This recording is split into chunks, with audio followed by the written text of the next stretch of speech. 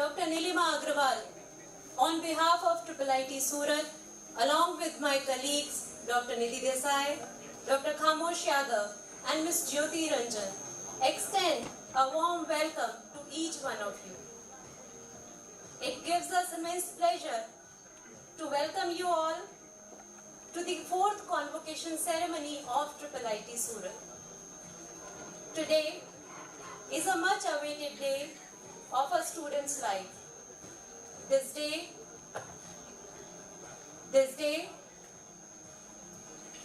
is the symbol of the efforts of Indian Institute and your entire academic endeavor. We welcome you all to the graduation ceremony of the class of 2025. We are delighted to celebrate this momentous occasion with all of you here. Today, we are here to honor the achievements of our graduates who have worked hard and reached this milestone to their academic journey. We are gathered here to express our gratitude to the teachers, the parents, the friends who have always had our back, those who have supported and guided us along this way. This is a day of joy and pride, a day to reflect on the past, cherish the present, and look forward to ever bright future. Today, we celebrate and power of education, the value of learning, and the potential of our students. Thank you for honoring this day with your presence. We are about to start with the academic procession. Thank you.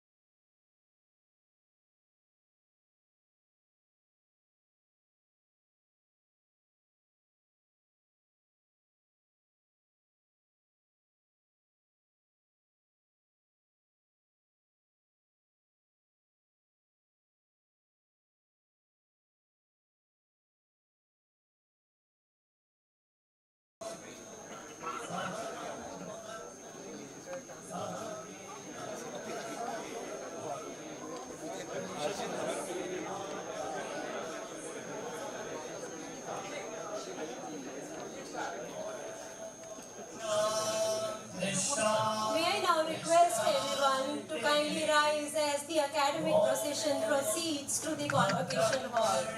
The procession will be led by the Controller of Examinations, Dr. Sandeep Sharma, and Associate Dean, Dr. Kaustubh Dongre, followed by the Deputy Registrar Admin and all head of the departments, joined by all the faculty members, Senate members, the member of the Board of Governors, Honorable Director of the IIIT Surat, along with our Chief Guest, Air Marshal Shri Narmadeshwar Tiwari ji, and our guest of honor, Dr. Shiv Kumar Kalyanaraman, as part of this procession.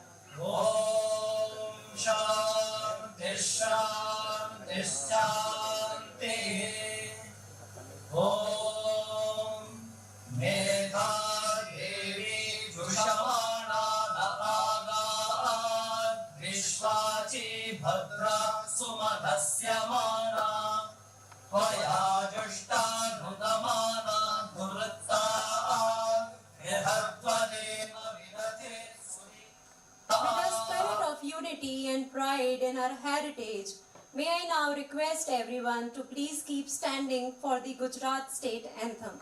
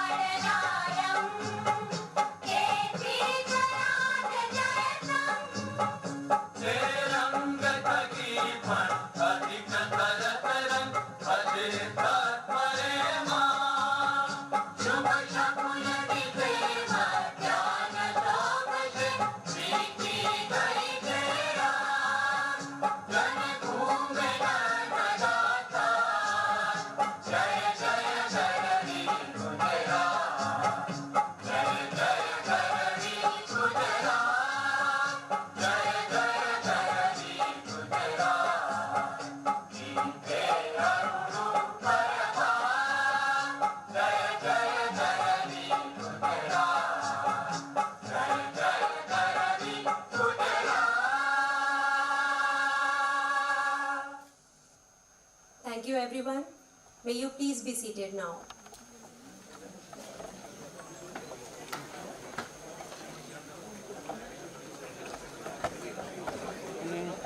We begin the ceremony by extending a warm welcome to our esteemed chief guest, Air Marshal Shri Narmadeshwar Tiwari ji, and our guest of honor, Dr. Shiv Kumar Kalyanaraman, who has graciously joined us for this special occasion. May I now request Honorable Director Sir, Professor Rajiv Shore, to extend a warm welcome to our esteemed chief guest, Air Marshal Shri Narmadeshwar Tiwari ji, Vice Chief of the Air Staff, Indian Air Force, honored by Sarvottam Yuddha Seva Medal, Param Vishisht Seva Medal, Ati Vishisht Seva Medal, Vayu Sena Medal.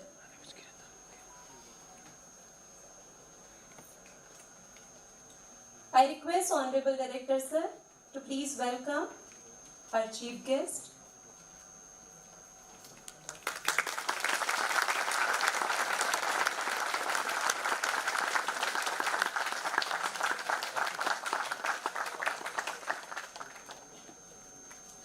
Thank you, sir. May I now request our Honorable Director, Professor Rajiv Shore, to extend a warm welcome to our guest of honor, Dr. Shiv Kumar Kalyanaraman, CEO of the Anusandhan National Research Foundation, with a sapling.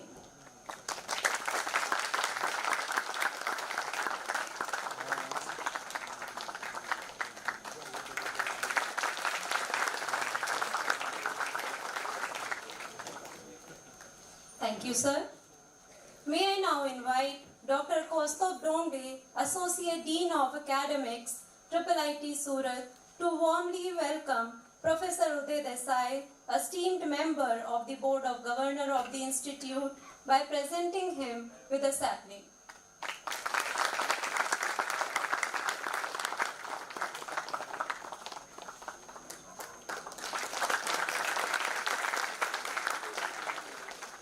Thank you, sir. Now I call upon Dr. Shiva Venkateshwar Rao, the FIC Student Welfare at IIIT Surat, to welcome Professor Anupam Shukla, member of the Board of Governors of the Institute, by presenting him with a sapling. Okay. Now I would like to invite Dr. Shiva Venkateshwar Rao to present a sapling for welcoming Shri Nitin Patel ji, member of the Board of Governors of Institute, by presenting him with a sapling.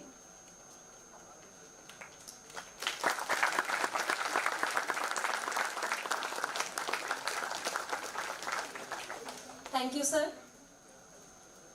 Now I invite Dr. Anand Pratap Singh, HOD of Mathematics and Computational Science Department, to welcome Professor C.D. Modera, member of the Board of Governors of Institute, by presenting him with a sapling.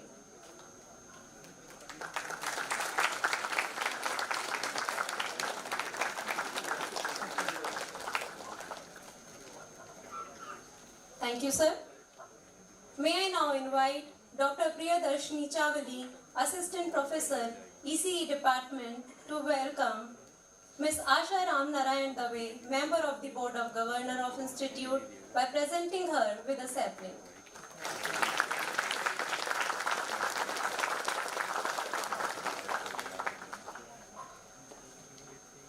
Thank you, ma'am.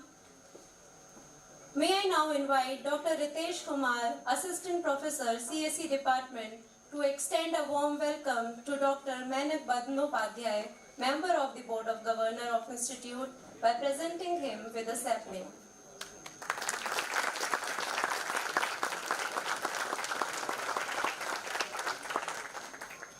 Thank you, sir.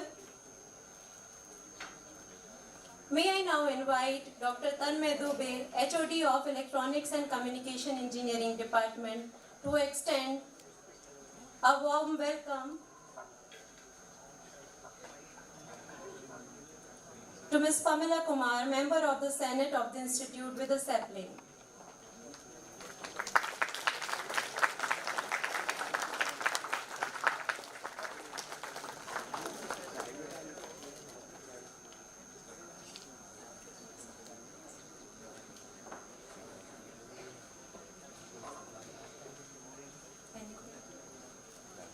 Now, I would like to invite Dr. Nishad Deshpande, HOD of Physical and Applied Science, to warmly welcome our Honorable Director, Professor Rajiv Shore, IIIT Surat, by presenting him with a sapling.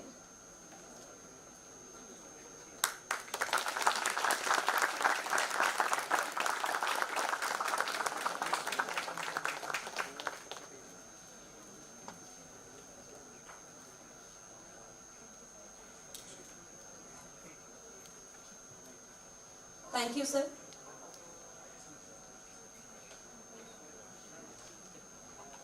May I now request our Honorable Director, Professor Rajiv Shore, to kindly invite Professor Uday Desai, the founding director of the Indian Institute of Technology, Hyderabad, and an honorable member of the Board of Governors, to officially declare the convocation open. Thank you and a very good morning to all. It is my great pleasure, privilege and honor to request Professor Uday Desai, who really needs no introduction to anybody in the country or even outside, the founding director, IIT Hyderabad, member of the Board of Governors, IIIT Surat, and I think, sir, you are a member of the Board of Governors in multiple institutions of the country. May I request you to now kindly declare the convocation formally open.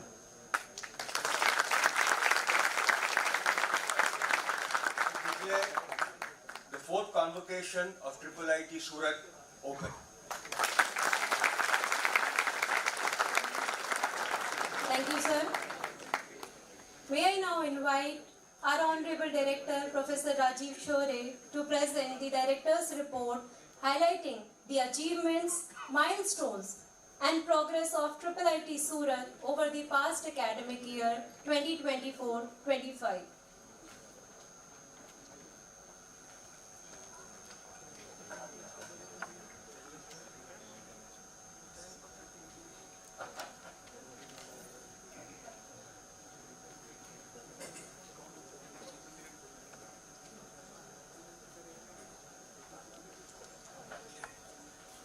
Namaskar, very good morning to all of you. It is a great pleasure, as I mentioned a short while ago, great pleasure and privilege to be here at the fourth convocation ceremony of the Indian Institute of Innovation Technology at Surat. We are actually absolutely delighted that you could make it here. Our chief guest, our guest of honor, our distinguished board members, our distinguished Senate members, our faculty members. Of course, on their behalf, I'd love to host the parents who've come all the way from the country, and of course, the dear students who are going to get their degree over here, and all my esteemed guests, colleagues, friends who've come from across the country. At this point in time, I will take you through the progress of IIIT Surat in the last 1 year, and will take you through the journey of IIIT Surat and the progress that we've made. And not only the progress that we've made, but also the plans that we have going forward.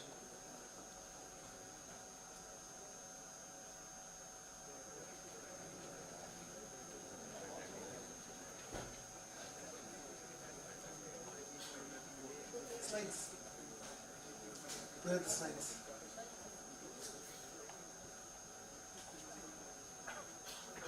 All working? Thank you. Murphy's Law. So I'll take you through the journey of IIIT Surat in the last 1 year and the plans going forward. I took charge last year, exactly 1 year, I've just crossed 1 year as the director of IIIT Surat. And I think with the help and support of innumerable people in the government of India, in the ministry, in not only the central government, but in the state, with the help of all our board members, I think each of them have to be greatly appreciated for being extremely supportive. With the help of our Senate members, our very, very active, energetic faculty members, our administrative staff, and of course our great students that I'm very proud of. We've really, I think in the last 1 year, you will yourself see where we were and where what we've achieved the last 1 year. Let me quickly start.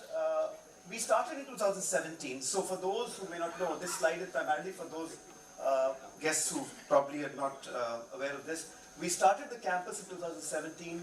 IIIT Surat came into existence in 2017. We were in this campus of SVNIT. So I must share that SVNIT has been very kind to host us and all our students and faculty in the first few years. 2022, we had to move to our own campus because SVNIT is such a huge campus. They have a large number of students. They can't be hosting other institutions beyond the point. So 22, we moved to our own campus. It is our own land. 7 acres. Many of you are coming there, you will see that. But we were in a hurry to get that constructed. Construction takes time. So this campus that we moved in 2022, where we are now, is made of prefabricated structures, the prefab campus. And I think CPW done a fairly good job. It is able to host all our students. Of course, now the concern is with the numbers almost doubling, which I'll share in a short while from now. We have to really ensure that everybody's comfortable and happy. I'm very glad to share with you in the last 1 year, one of my biggest challenges, and I'm delighted. We had amazing support from the board members and the ministry and everybody, CPWD, on all the well-wishers, to get going with the permanent campus ASAP. And all students know this. All faculty have been, we've been working around the clock. Our permanent campus of IIIT Surat is starting now. As I talked to you, the Bhumi Pujan was done last month. It was an informal Bhumi Pujan with the board members, but the construction is going to start anytime now. All the formalities are done. CPWD, they have already, the tender is done. We have the construction company also on board. I am pushing them very hard. One thing I'm sure the students know by now, that you've got to drive people. Things don't happen. You have to work with everyone and anyone to get things done. It doesn't happen automatically, right? And I'm sure my eminent chief guest and guest want to know that much better than I do, that timing is so important, right? And so we are aware of that. So in all probability by next Deepavali, you will see that the campus, the permanent campus of 28 acres is almost ready. Now where we are now, 7 acres will also be ours. But the current campus will be gifted to our students, not you because you're passing out. Gifted to our juniors, you can do what you like, have clubs, you can have sports, and again many labs over there. So the current campus, we'll all move out to the permanent campus. So very glad to share with you that that's how the building will look like. And the hostels are also, if you look at the picture in the brochures, you'll be happy that it was a lot of effort and design that went into it from CPW. Now, I'm not going to read this, but our vision, see, why were IIITs created, right? They were created because India is extremely strong in information technology, right? If you look at ISC, IITs and other large institutions, they have large number of areas. They have sciences, pure sciences, they have arts, they have design, they have humanities, right? So they're large institutions. But the fact that India has a major strength in computer science and engineering, electronics and communications, electrical engineering, and information technology in all these related areas, it was very critical to start IIITs. And I can share with you today, having come from IIT Delhi and come to IIIT Surat, that I find no difference between my BTechs of IITs and BTechs of IIITs or NITs. So kudos to them.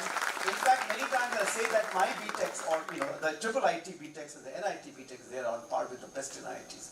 I'm saying this because I have guided hundreds and I'm now guiding a huge number of students and interacting with them. So the credit goes to you for your hard work and for your energy and for your go-getting attitude.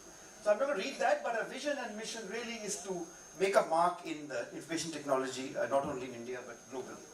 Now we have a very eminent board of governors. What you will see there, the chairman's name is not there because our honorable chairman, Shri Bharat Goenka ji, submitted his resignation just a short while ago.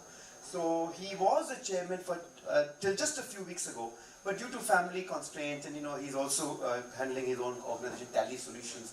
He's MD and chairman of Tally Solutions. He submitted his resignation. His resignation was accepted by the President of India, and therefore we cannot put the name there. So IIIT Surat, along with many other institutions, are now looking forward to the new chairman on the board. But again, if you look at the members here, many of my eminent members of the board of governors are sitting over here. We have 5 members here: Professor Uday Desai, Asha ji, Professor Mudhera from SVNIT, Nitin ji, and of course Professor Menak. All of them need no introduction. They are thought leaders from across the world. What you will see here is that the board of governors is a very well thought out set of people. These are people who are giants in not only academia but in industry and the government, both center and state. And I think I was the other day talking to colleagues and saying the government of India has done such a wonderful job when they started IITs or IIITs or NITs, that they, the constitution of the board of governors is very well thought out.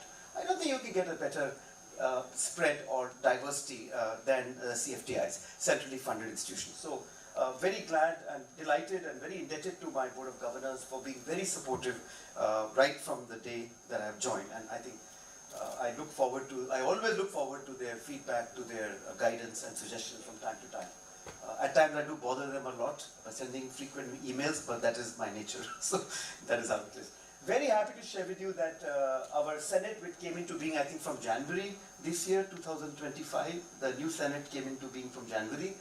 Again, this thought of inviting our thought leaders in the Senate was, again, get a mix of people from industry and academia, and also ensure that we have gender diversity. See, in today's world, and you can see that, in fact, my honorable colleague from Indian Air Force, or Indian Armed Forces, or whether it's Indian Armed Forces or whether it's academia or whether it's industry, today you can see the role the women are playing. They're the leaders. We never had any doubt. But I think what we do here in IIIT Surat is very clearly ensure gender diversity and regional diversity. We need people from all over the world, all over the country, and gender diversity is very important. And so, with that in mind, we have a very eminent Senate member in the Senate, Professor Savan from IIT Delhi. He is one of the senior most professors in IIT Delhi in computer science. Professor Indranath Sengupta from IIT Gandhinagar. Now remember the different areas: computer science, mathematics, electrical engineering. Professor Sumona from IIT Hyderabad. Mr. Rahul Gaiwala, CEO of STPL in Gujarat, in Surat, right next door, but he couldn't make it, I think. Mrs. Pamela Kumar is right over here, a very eminent person who's worked in the leadership role in IBM, Texas Instruments, and many other places. She's now in IISc Bangalore. We really look forward to Madam's contributions. Professor Santanam, who's one of the top professors in the country from IISA Pune, leading quantum computing, who couldn't make it today. And of course, our member secretary is none other than our Mr. Bhandarkar, who's the Deputy Registrar Admin of IIIT Surat. So thanks to all our Senate members for their academic contributions. Now our administration, I'm not going to read all that, but we have now 4 departments. I'll come to that in the next slide. We have, from the time I took charge, I think, correct me if I'm wrong, we've almost doubled our faculty. Almost doubled it. We now have almost 30 faculty members. I think we're 27. One is joining in a short while from now. We're close to 30. But it's good to take the up ceiling. And so almost double the faculty. Not easy to get good faculty. That is the biggest challenge, is to get good faculty in any department, right? So it has been an endeavor, and the students will see that, they will know that we are trying to get faculty from all over the globe, right? Whether it's United States, whether it's Dr. Kostu, who joined us from US, or Dr. Rachit, who's a PhD after IIT Kanpur BTech, who's here, who was PhD from Toyota Technical University, and now we have a third faculty from US joining us from IISc Bangalore. We are trying our best to get the best in the brightest faculty, no less than any IIT. That is indeed our endeavor. And so you'll see here, the administration is extremely supportive. 4 heads of the departments. We have 2 deputy registrar. Savani ji sitting right over here. He's the deputy registrar finance. Bhandarkar ji is deputy registrar of administration. Dr. Kostu took charge soon after he joined as a deputy associate dean, in addition to being a senior professor in computer science department. And of course, my head of the departments, and many faculty are helping us in as wardens, faculty in charge examinations, and of course I have very, very able staff members in administration. They work around the clock. I'm telling you, this month has been the busiest. I was telling colleagues, I think Kishorji, this is the busiest month I've seen in my career. People are working 12 hours a day, 7 days a week. I think 15 hours a day. Because the admissions are going on as we are talking. The first year admissions are going on. So there is no break for any of us, and it will continue for the next 1 week. Come September, we'll take a little bit of break. So I think this has been a very interesting month for everyone in the campus. Now, why are the colors different, right? So the blue colors are, we started with 2 departments. As I said, IIITs are primarily computer science engineering, electronics and communications, electrical engineering, primarily these 2 departments, right? But then there was it is very critical to realize that, and the students would appreciate that. Look, if your foundations are weak, you will have a challenge in industry and academia. You will have a serious challenge. Now, what do I mean by foundations? Your mathematics must be very strong. I keep telling this to students. You have to have solid mathematical foundations, right? Your physics must be strong, which you did in JEE, all of you did wonders, but now it's time for honing up your skills and going to advanced maths and physics.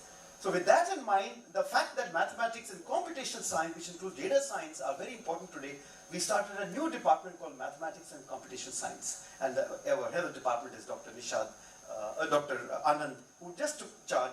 short while ago. So that green is a new department we started. So we now have 5 departments. From 2 we've gone to 5.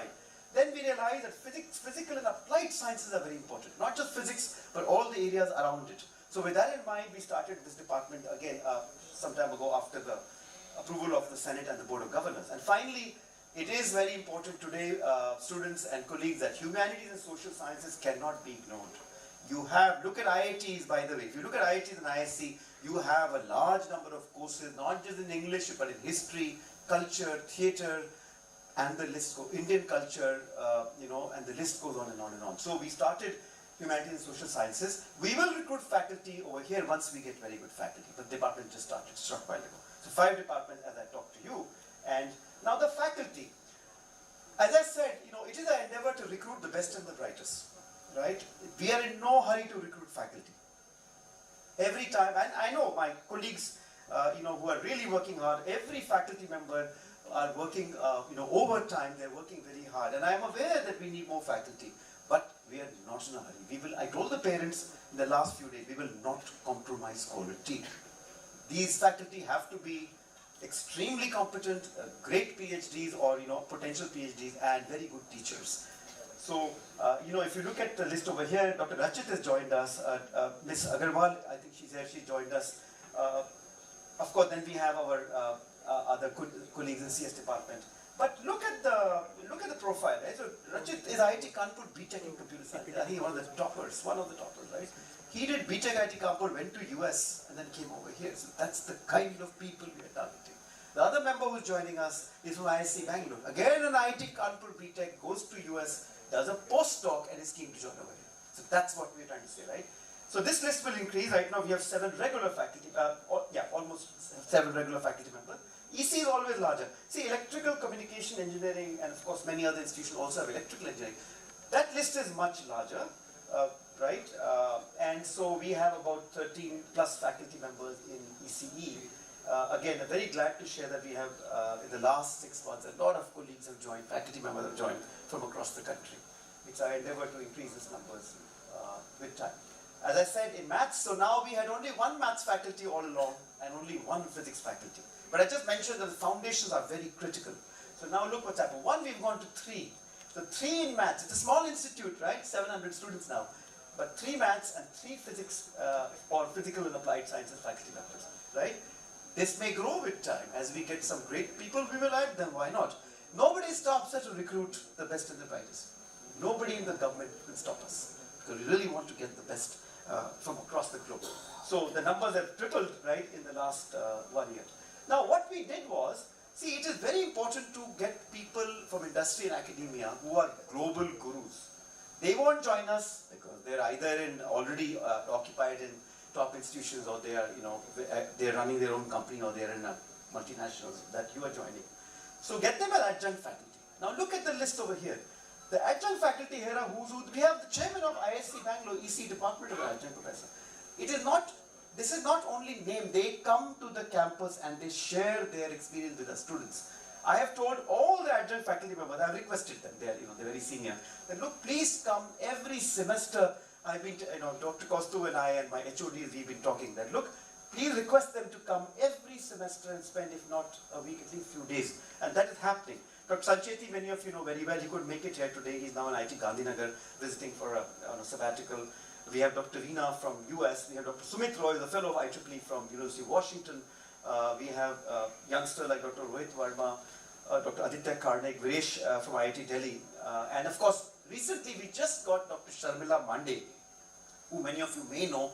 She was one of the leading minds in TCS research. She is going to help us in biological sciences. That's another area we are starting, biological engineering and biological sciences. She's coming in just a week to teach first year BTechs, right?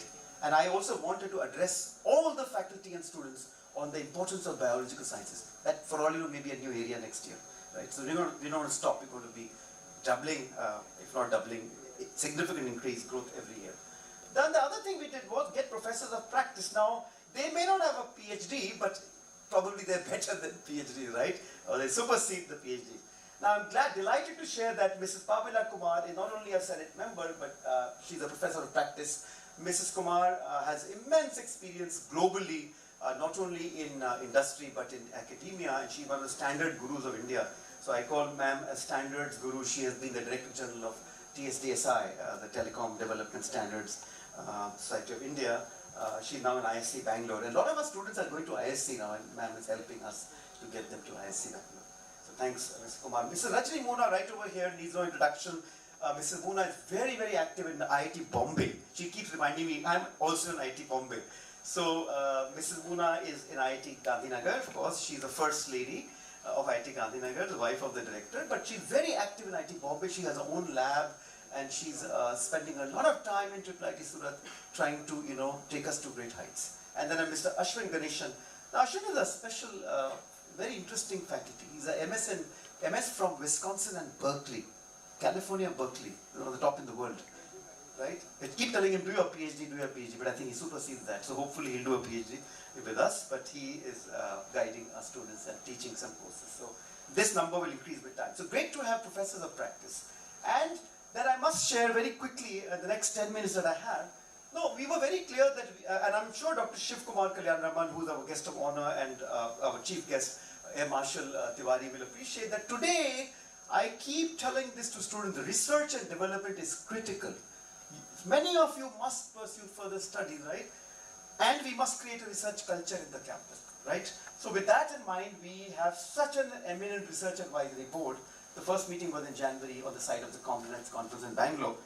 Now you can see, Professor Desai was there in that meeting. You can see who's over here. These people are Professor Anurag Kumar, former director of IISc, probably doesn't need any introduction. I'm a student. But he's one of the global gurus in communication networks. Supratik, who's been to the campus, Dr. Giridhar Mandyam will come. Professor Raghunathan is under the president of Purdue University, one of the stars of Purdue. And Deepak Bansal, who happens to be my student of IIT Delhi, I taught him, he was a BTech student of mine, who knew, well, I knew he was a very sharp guy, who knew one day he'll be under Satya Nadella. He's under Satya Nadella, leading Microsoft Azure. He's a world leader of Azure with thousands of engineers under him. And Deepak, I've called him, I said, Deepak, you got to come to my campus. I'm coming, Rajiv. Nani bol sakte. Right? So you have to come, you've done so well. So very eminent board, a research advisory board, and the numbers may increase with time because we really want to inculcate a research culture. I'll be quick in the next 5-7 minutes. Now again, what we've done is, thanks to our honorable board members and Senate members, we, as I mentioned, we have now, not only we increased our department, but we have now 4 BTech programs. So from 2, we doubled it. This happened just a few months ago. So now the 3rd BTech is computer science and engineering with specialization in AI, ML, deep learning. And the 4th BTech, and many of the students, first years, have signed up for that, by the way, so we've taken off, right? 4th BTech is a BTech with specialization in cybersecurity. I met the parents yesterday who came first years, and they were asking future plan. So we now have 4 BTech programs. We started MTech because, without MTechs, they mentor BTechs, right? They also work closely with PhDs. So we started just a few weeks ago, the first batch of MTech joined the campus. And we have 2 MTech programs. First batch, computer science with specialization in data science and AI. And second thing is electronics and communication with specialization in VLSI. And we were all faculty, and I was a bit concerned that will we get students? You won't believe it. We have an amazing number of students in the first batch. So we have taken off very aggressively. I am of the view that we will double the numbers next year, right? Because the campus will be almost ready. So we are going very aggressive the moment the campus is ready. And you will see it. You will see it. Seeing is believing, right? So you will see that also. This is the first MTech batch. We welcomed them just a few weeks ago. 13 MTech students in computer science and engineering and 4 in ECE. But that's because we are, it's a first batch of MTech. I think the number will double or triple next year. So they're all in the campus. Classes have started, and really delighted to share that this is the first time that we have introduced MTech program. Now, BTechs here who are getting degrees will not be able to interact with them, or if they come, of course. So here we are. Now, I don't want to read all this, but I want to share something very interesting with you. Last year we had 140. The intake of the first year BTech was 140 plus, 145 and other things. Correct me. The numbers are double. Yesterday we touched 220. Everybody's panicking in the campus. It's a good panic, by the way. We are literally, everybody is on 24-hour calls, emails, parents are there, students are coming. 2 220 was the number yesterday. As I talked to you, the admissions are going on and they'll go on to tomorrow. We're expecting to, I was telling Professor Modera and Nitin Ji, the board members, we will cross 270. Almost double of last year. 80-90% increase. That is very rare in any institution, right? Now, can we handle it? Of course we can handle it. We're ready to take any challenges. I'm very eminent faculty members and administrative staff, and we work very closely, right? So, this is something which I really want to emphasize, doubling the intake of the BTECs. Now, therefore, the fourth year BTECs who are passing out have a big role to play. You have to keep coming and mentoring your junior batches, and we'll talk about that offline over lunch. So this is great to know what is happening. And I think the word is spreading. I'm telling you, the word is spreading. I met students in the campus last few days along with my faculty, and they said we went through all the IIITs, but Surat, it was clear that we will join Surat. Right? And the credit goes to all my faculty members, the credit goes to all my students and my administrative staff. They really work very hard, right? Yes, I do, ensure that things happen and, we plan, but it is a teamwork. Students, it's all about teamwork. You will learn that as you join a new career in the industry. And finally, in my last few minutes, a lot of achievements. Now we are starting to seeing, we have a large number of MOUs, global MOUs, not just local, domestic, but global. We believe in globalization. Ministry is also telling me every time I go there, one of the directors who keeps going to Ministry of Education, and my colleagues know that, and are really pestered. So they are saying, "Phir aa gaya, Rajiv? Phir ministry aa gaya?" I say, "Yeah, because I want your advice. I want you to tell me whether we're on the right path." They say, "Well, what do I tell you? You don't need to be told, but your institution is growing exponentially thanks to the support we have from the BOG members, Senate members, and all my faculty members, right?"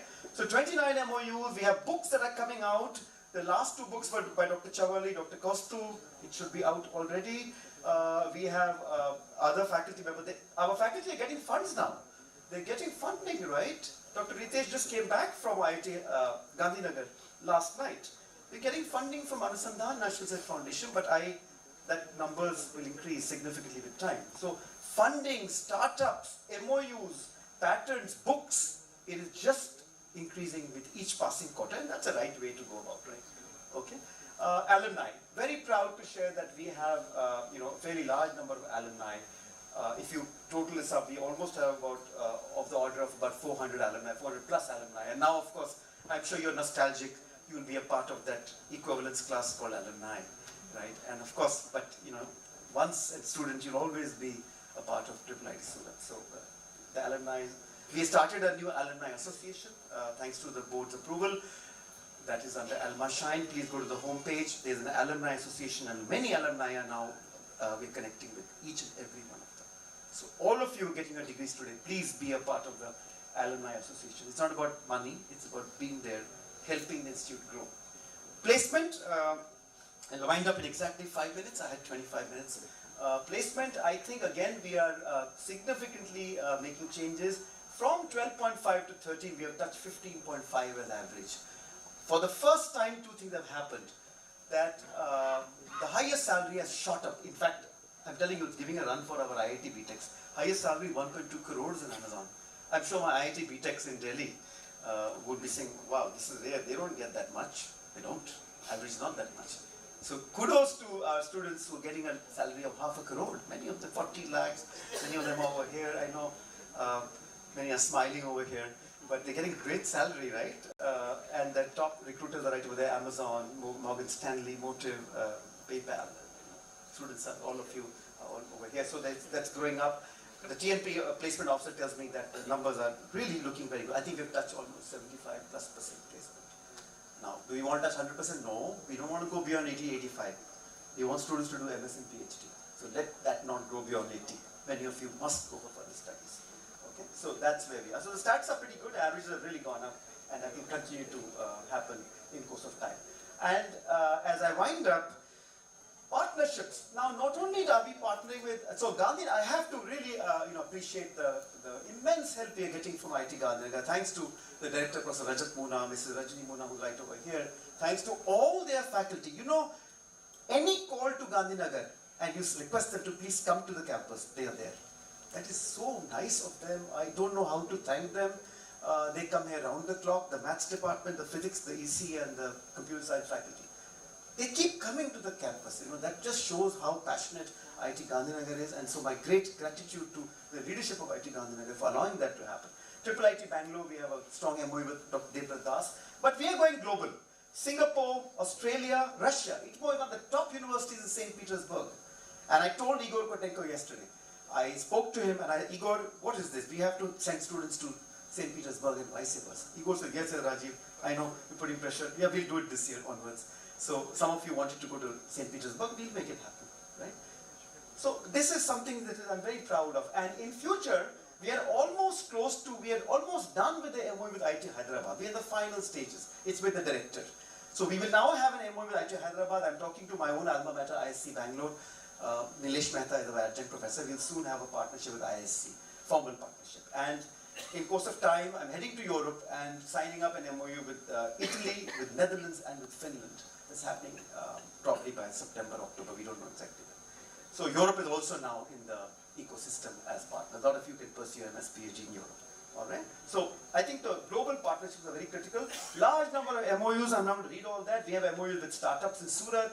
I don't know whether Inside FPV is here. The CEO. She's a very dynamic young lady, and she's the drones, the top company in this part of the country in drones.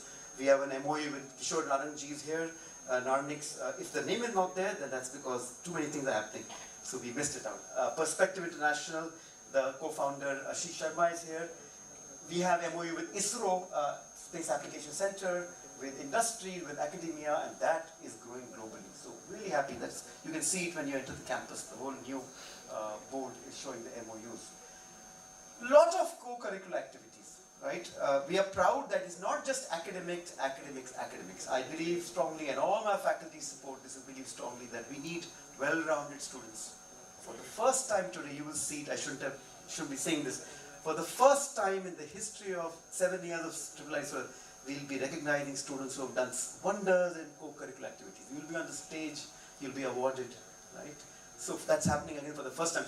So important for us, whether it's soft skill, whether it's training, or whether it's workshops in the campus, Google Development Students Club, Learn Code and Solve Club, Luminate, that is the entrepreneurship aspects, the club, Robotics and Electronics Club, Saras is a cultural club, Indominus is a sports and the gaming club, and all of you who have played an active role here know this very well.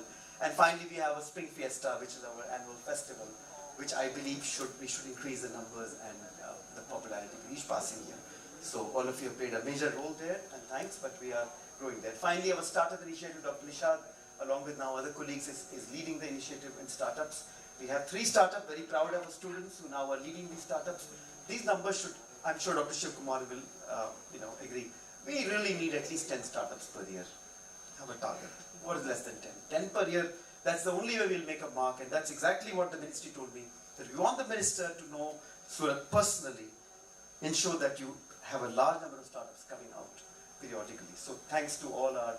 Finally, sustainability, we take all this, today is a world of sustainability, we take it very seriously. Many of you have been to the campus. Every visitor now has to plant a tree. Not in the monsoon season because you won't get the chance, but the moment they are over, or before monsoon, everyone, there is no visitor who has not planted a tree. Their name is etched on the tag, metal tag, that will be there forever. This is exactly what institutions do, good institutions. So sustainability is very important for us, as is evident from the photos here. Amazing visitors. We have people from all over the globe, whether it's the PMO or whether it's Russia or US or now November, Professor Mishra is coming from Singapore.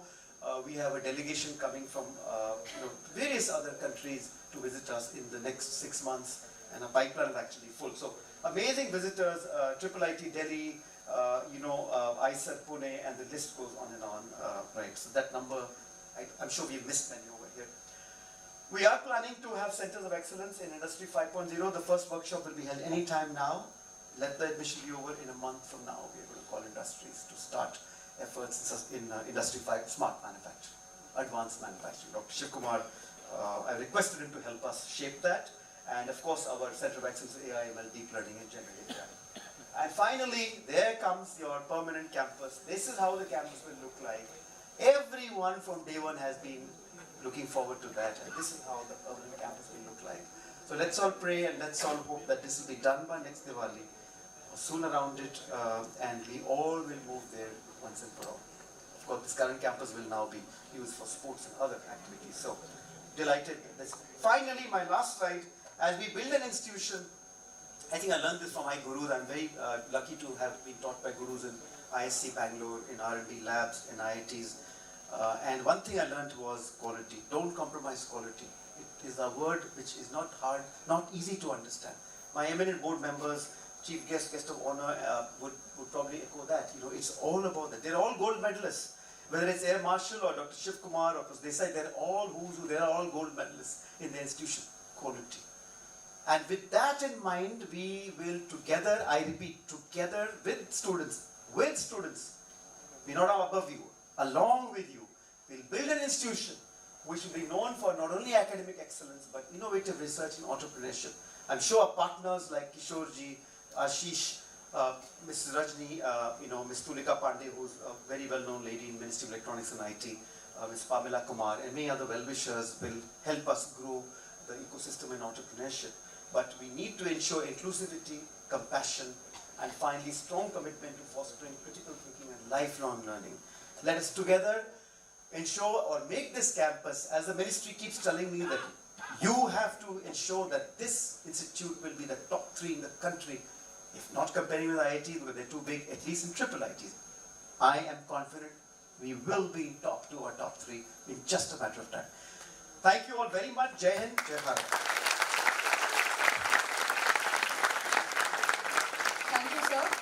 Sharing the report and highlighting the remarkable progress and achievements of our institute. It is now time for the address by our distinguished guest of honor, Dr. Shiv Kumar Kalyanaraman.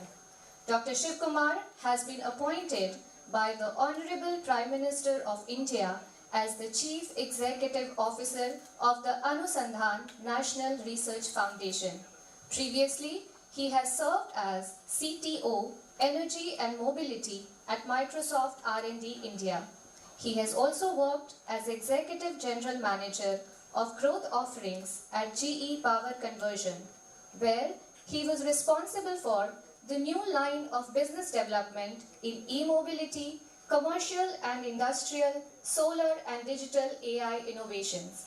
Earlier, he was the Program Director at IBM Research India and the Chief Scientist at IBM Research Australia. Prior to joining IBM, he was a professor at Rensselaer Polytechnic Institute in Troy, New York. He received a BTech degree in computer science from the Indian Institute of Technology, Madras in July 1993, followed by MS and PhD degrees at the Ohio State University. He also holds an executive MBA degree from Rensselaer Polytechnic Institute. He was selected by MIT's Technology Review magazine in 1999 as one of the top 100 young innovators for the new millennium. Dr. Shiv Kumar Kalyanaraman has received the Distinguished Alumni Award for Career Achievement by Ohio State University in 2021. He was also awarded as a Distinguished Alumnus of IIT Madras in 2021, recognizing 0.3% of IIT Madras's alumni over the years.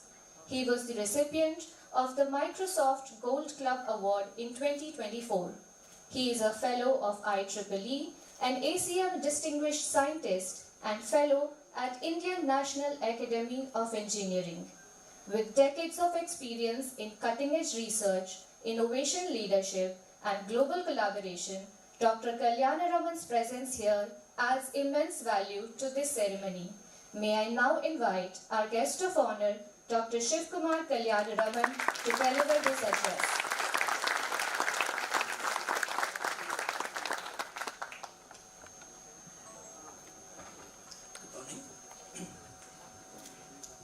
Honorable Chief Guest, Air Marshal Narmadeshwar Tiwari Ji, Vice Chief of Air Staff, Indian Air Force,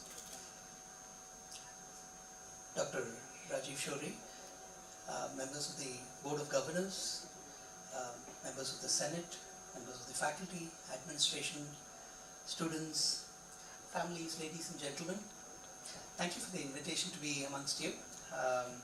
Today on the special day of the 4th convocation, where you finish one phase of your life and you start a new phase. And it's very, very interesting to be in an institution where the institution itself is a startup. In this case, IIIT Surat, when I listened to my good friend Rajiv Shori's report, it's amazing how fast a startup can grow, and I wish this institution to become one of the great ones in India.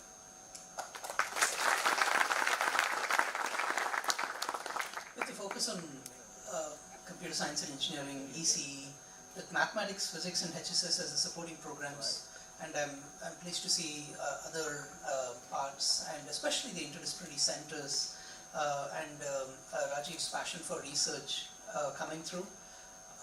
This will be an important institution, and as part of Anusandhan National Research Foundation, we are interested in broadening the distribution of excellence in research and innovation across India. So I'm very, very pleased to see this happening, and also the commitment at the top towards this. So the institute has BTech strength touching 750 students, and I was very pleased to see the growth, and especially the rapid growth, even though you're going through infrastructure challenges, getting the new building built. I mean, like a true startup does, you're building the plane as it's flying as well. So it's amazing to see that, and also the new MTech program launched 2 weeks ago, I'm given to understand, already touching 20 students and 10 PhD scholars. And IIIT has 30 faculty members with outstanding adjunct faculty. I know several of them, and professor of practice, and you have attracted very distinguished people. And I think this combination is very important, especially bringing in industry knowledge, and it's not just about PhDs and academic knowledge, but also the industry knowledge, because we do need true industry academic collaborations. The professors of practice will bring not only that relevant applied knowledge, vast thinking, and I know Pamela Kumachi, who is here, is one of the great leaders of our country. So you're all lucky to have her here as your professor of practice, and I really hope that will also drive more collaborations going forward in the future. As we graduate from this institute, I'd like to share with you 3 messages. The importance of research, higher education and specialization, that's my message number 1. The importance of entrepreneurial thinking and innovation, message number 2. And the importance of collaboration and teamwork. So these are the 3 messages I'd like to leave you with. The first, why research? Why Anusandhan? So the Honorable Prime Minister has equated Anusandhan with Jai Kisan, Jai Jawan, Jai Vigyan, and now Jai Anusandhan. Why? Right? Why does it matter? Just think about it. So we are, as a human race, sitting on centuries of progress, and every piece of wonderful quality of life that you are enjoying today is based on the foundation of knowledge and technology, and everything that is coming from the world of knowledge and technology is a product of tireless research done by somebody in the past. Okay, when you're thinking of vaccines, or breakthroughs in medical sciences, or when you're thinking of technologies in semiconductors, or breakthroughs in other areas, every thing has come from tireless research.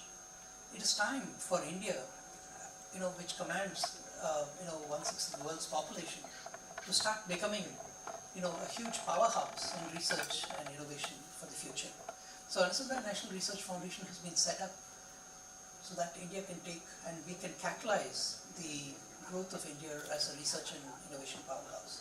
And that's why I think, from the point of view, you should not only think of yourself as doing something and being employed by someone, but also do not lose the independence of thinking in your mind, that you can create things and think from first principles and make new things happen for the future.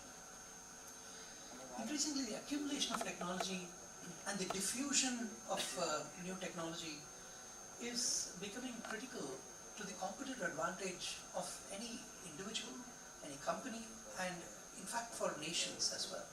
So the rate at which technology diffuses, the rate at which innovations and outcomes of research diffuse, and that drives the productivity of nations.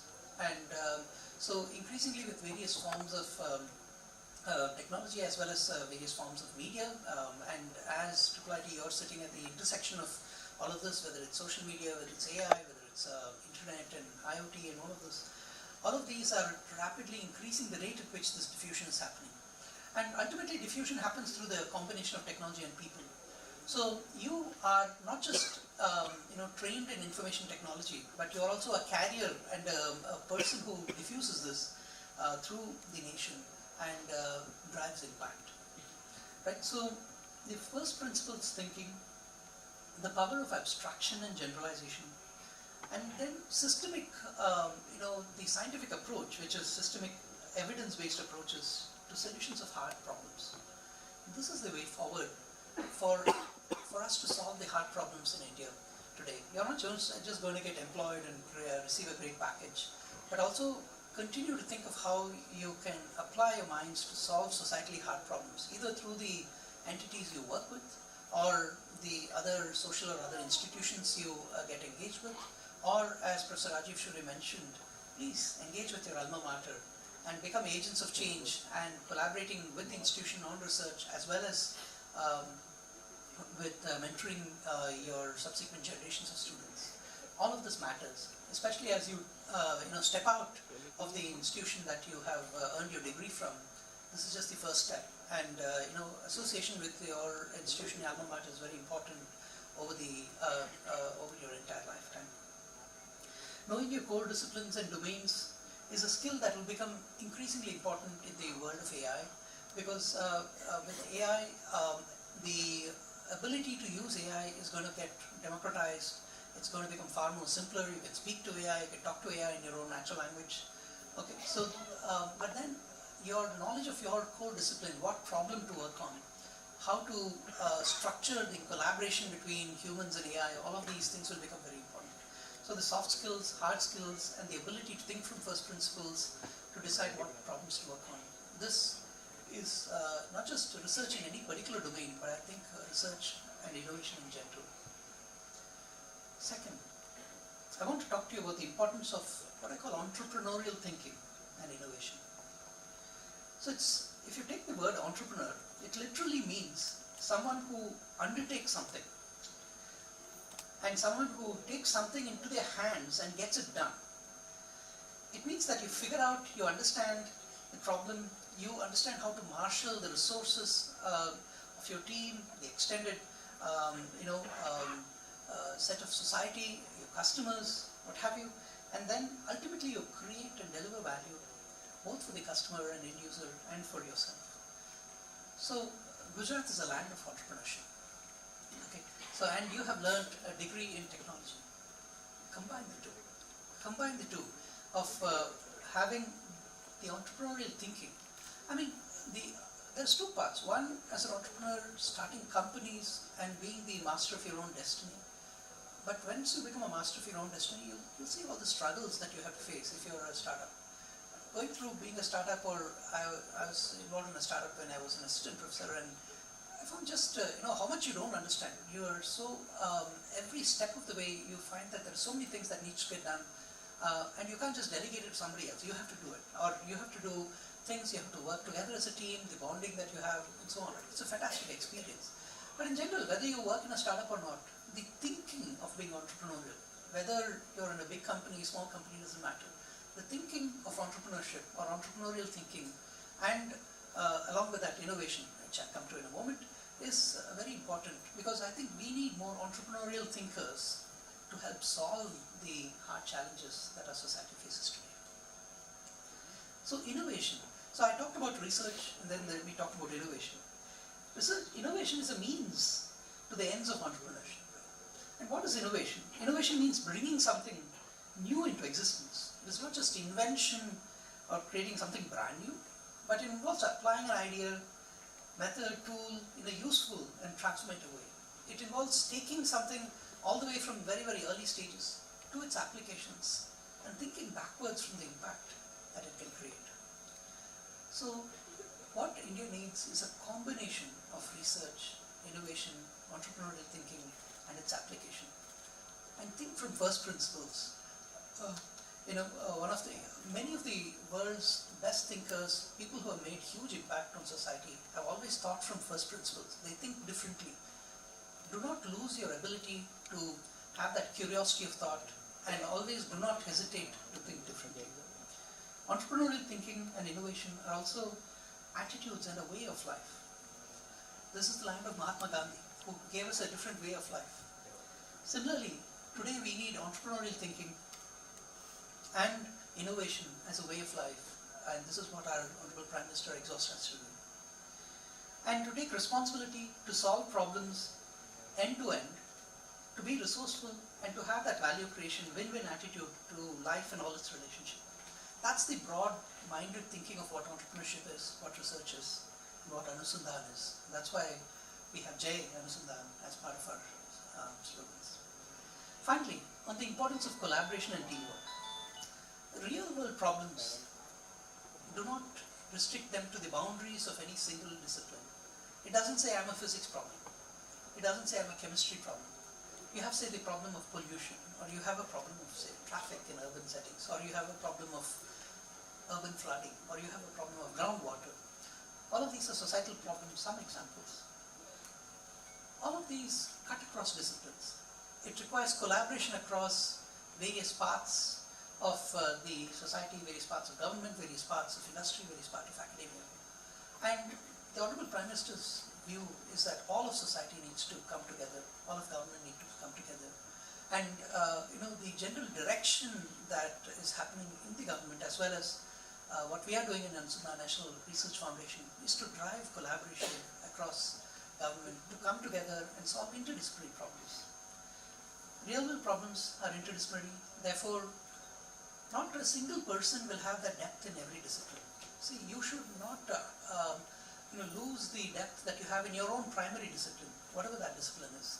However, you should have the humility to know that you don't know things about other disciplines, and the ability to talk to the others. And you should learn enough of the vocabulary of the other side so that you can speak.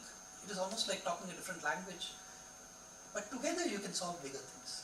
So at IIRF, Anusandhan National Research Foundation, we are encouraging a lot more interdisciplinary proposals in our thing, and this time I'm pleased to report to you that we have seen a huge surge of interdisciplinary and team proposals in our programs. Only with team science, team proposals, or team based things, big breakthroughs can happen. Nowadays the problems are so complex and they're so interdisciplinary. So we'd like to see more teams and teamwork happening.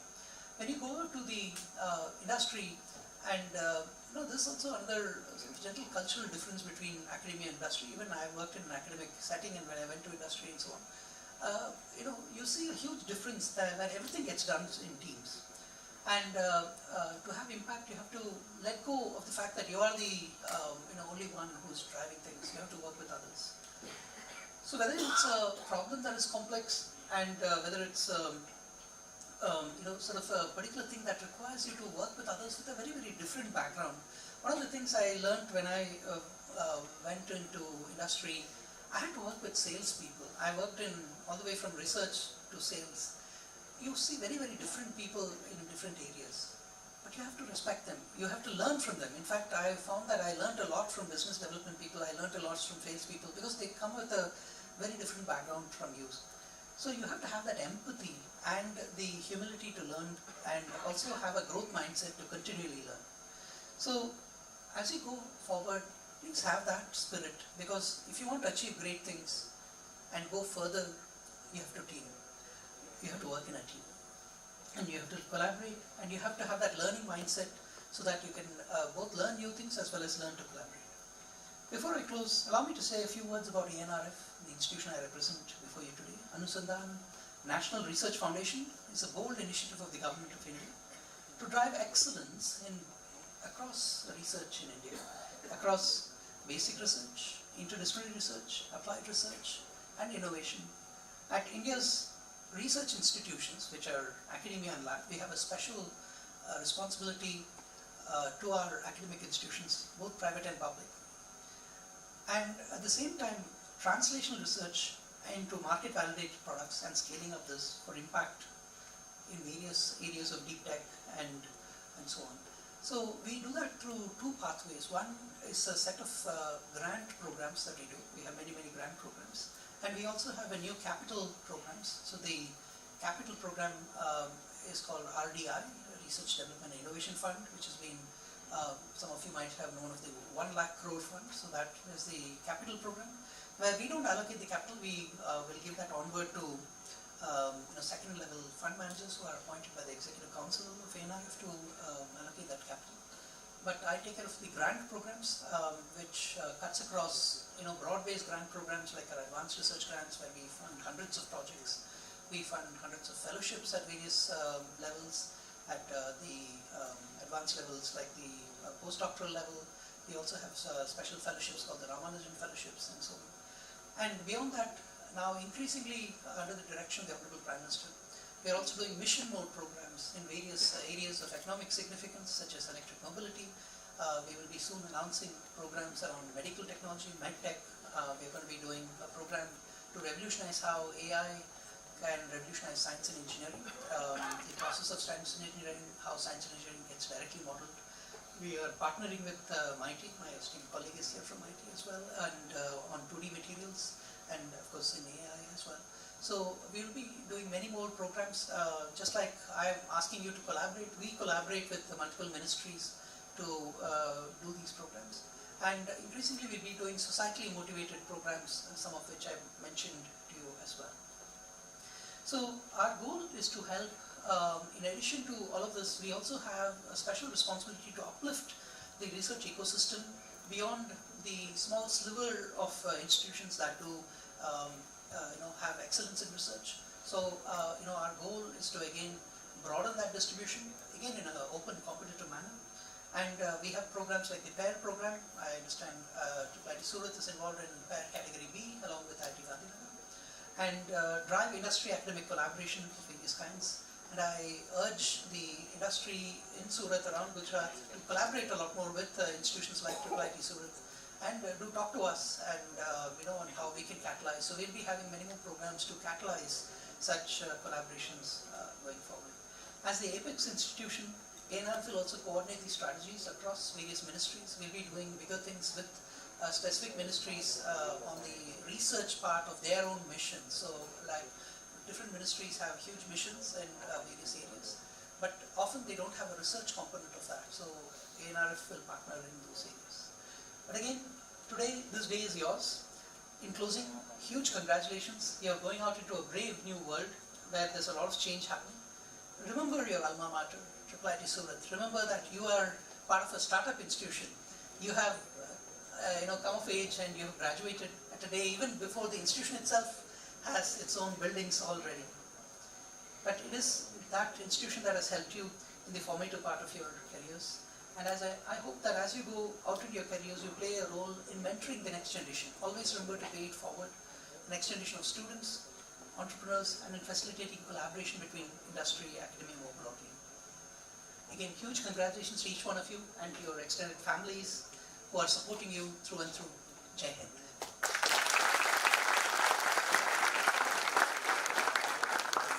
Thank you, sir, for your inspiring words and encouraging our students to broaden their vision towards research, collaboration, entrepreneurial thinking and innovation. Before I request the Chief Guest, Air Marshal Shri Narmadeshwar Tiwari ji, to deliver the convocation address, let me give a brief introduction about our esteemed Chief Guest. Air Marshal Shri Narmadeshwar Tiwari ji, honoured by Sarvottam Yuddha Seva Medal, Param Vishisht Seva Medal, Ati Vishisht Seva Medal and Vayu Sena Medal, took charge as the Vice Chief of the Air Staff, Indian Air Force on 2nd May 2025. The Air Marshal completed his schooling at Rashtriya Indian Military College in Dehradun and graduated from the National Defence Academy, Pune in 1985 with the President's Gold Medal. He was commissioned as a fighter pilot in the Indian Air Force on 7th June 1986. The Air Marshal has over 3,600 hours of flying experience on various types of aircrafts, besides being a qualified flying instructor and an experimental test pilot The Air Marshal is a graduate of the Air Command and Staff College, USA. He has also served as directing staff at the IAF Test Pilot School and the Defense Services Staff College in Wellington. His extensive field experience encompasses operational testing of various weapons and systems, including a key role in operationalizing the Lightning Laser Designation Pod during the Kargil operations in 1999. He was actively involved in the flight testing of the LCA from 2006 to 2009 and later in 2018-19, wherein, as the project director at the National Flight Test Center, he was involved in the final operational clearance of the aircraft. The Air Marshal served as the Air Attaché at Paris from 2013 to 2016. He has also served as Deputy Chief of the Air Staff at the Air Headquarters, Vayu Bhavan. Prior to assuming charge as the Vice Chief of the Air Staff, he was the Air Officer Commanding-in-Chief at the Southwestern Air Command. In recognition of his distinguished service, the Air Marshal has been awarded the Presidential Award of Param Vishisht Seva Medal in 2025, Ati Vishisht Seva Medal in 2022 and Vayu Sena Medal in 2008. In 2025, the Air Marshal has been decorated with the Sarvottam Yuddha Seva Medal for his distinguished role in Operation Sindoor. His presence here today is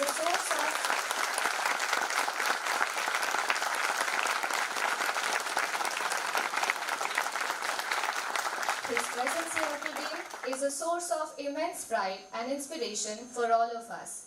We now eagerly look forward to his words of wisdom as he addresses this convocation. Ladies and gentlemen, please join me in warmly welcoming Air Marshal Shri Nagnadeshwar Tiwari ji.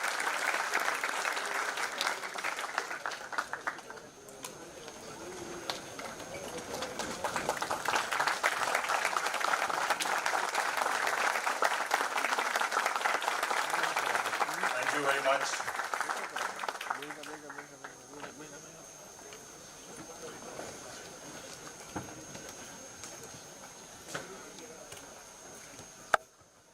The distinguished guests on stage, the esteemed faculty, proud parents, and of course the graduating class of 2025. It gives me immense pleasure to be here today. Dr. Rajiv, when he called me up last month to say that he wanted to invite me for this convocation, I was very eager to accept it.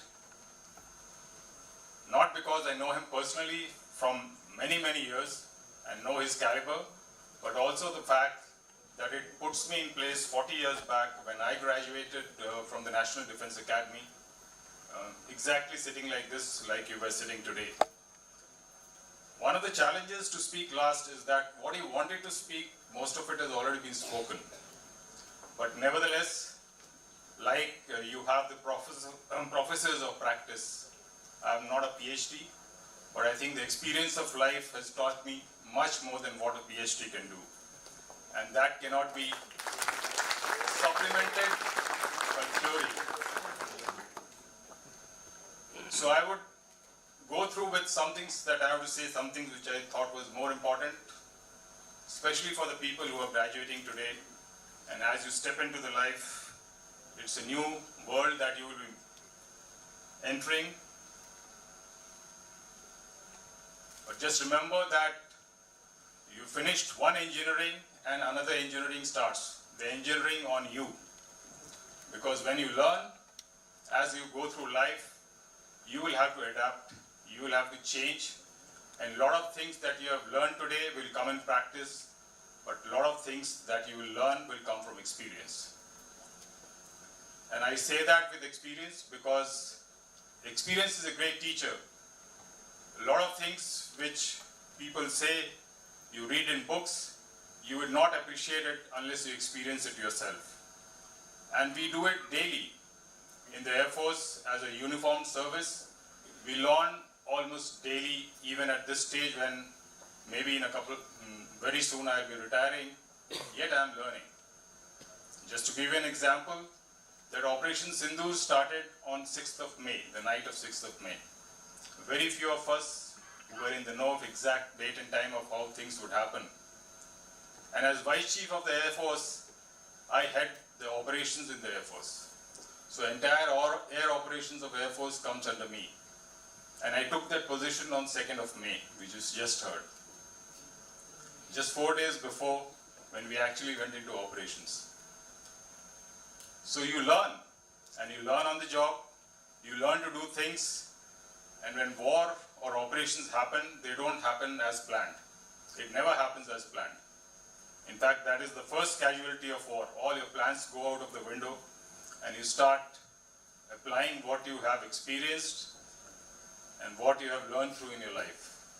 And that is why I say that you cannot replace experience with anything else. And like Dr. Kalyanaraman said, that you have to be curious, not just ambitious.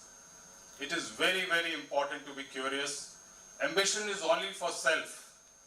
So if you are ambitious, you are looking after yourself, looking after your future. But if you are curious, you are looking after the world.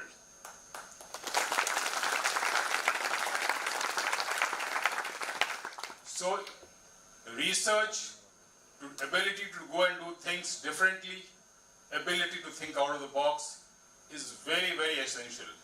Even if you are in a routine job. I have been in a routine job for the last 40 years, almost. Yet every day is a new challenge. And every day you have something new to learn. Not learn from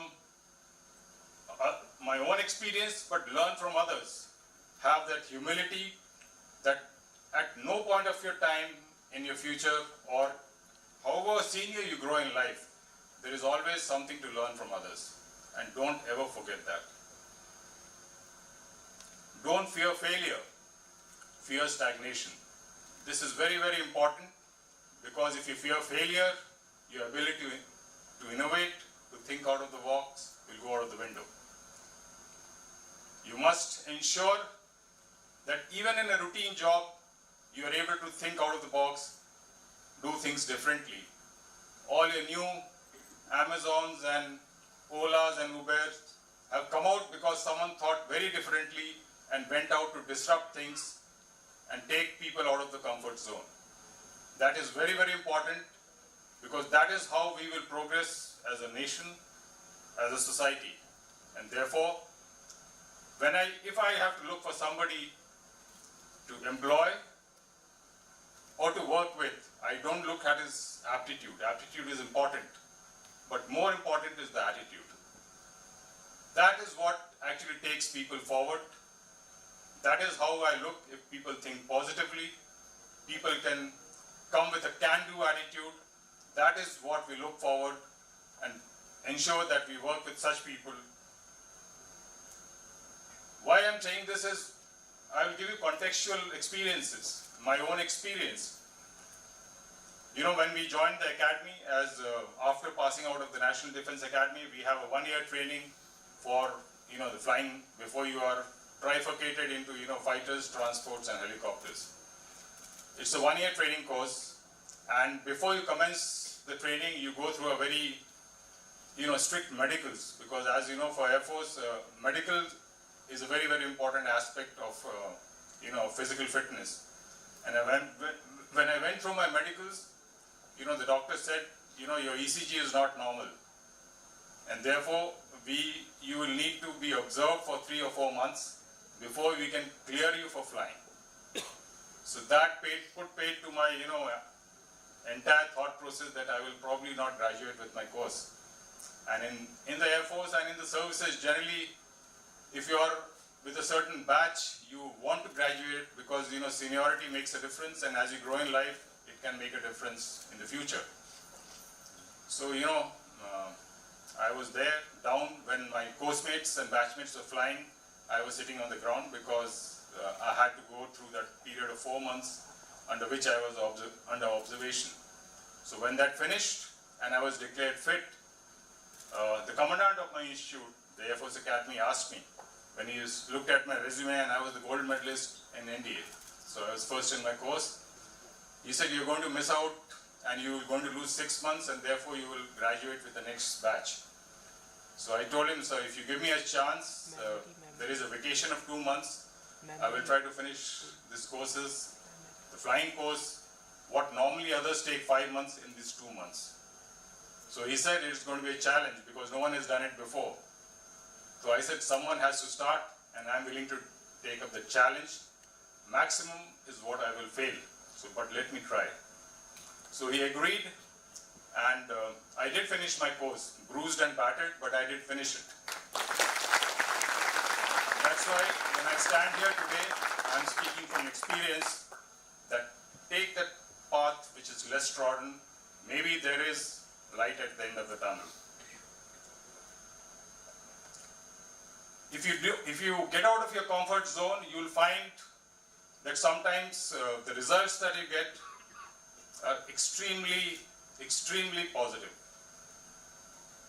Again, I'm a test pilot, like I said, giving you an example, because context makes a difference. That is how you understand, why I'm telling you what I'm telling you. In 2013, I was the chief test pilot of the Indian Air Force. And we had to integrate the BrahMos missile on the Su-30. Now, BrahMos missile is a 2.5 ton weapon. Very, very powerful and very long range. And that time, we had to go to a foreign OEM who said that, it will take X amount of time and, a larger sum of money to make this happen. So I said with my team that, we should try to do this ourselves.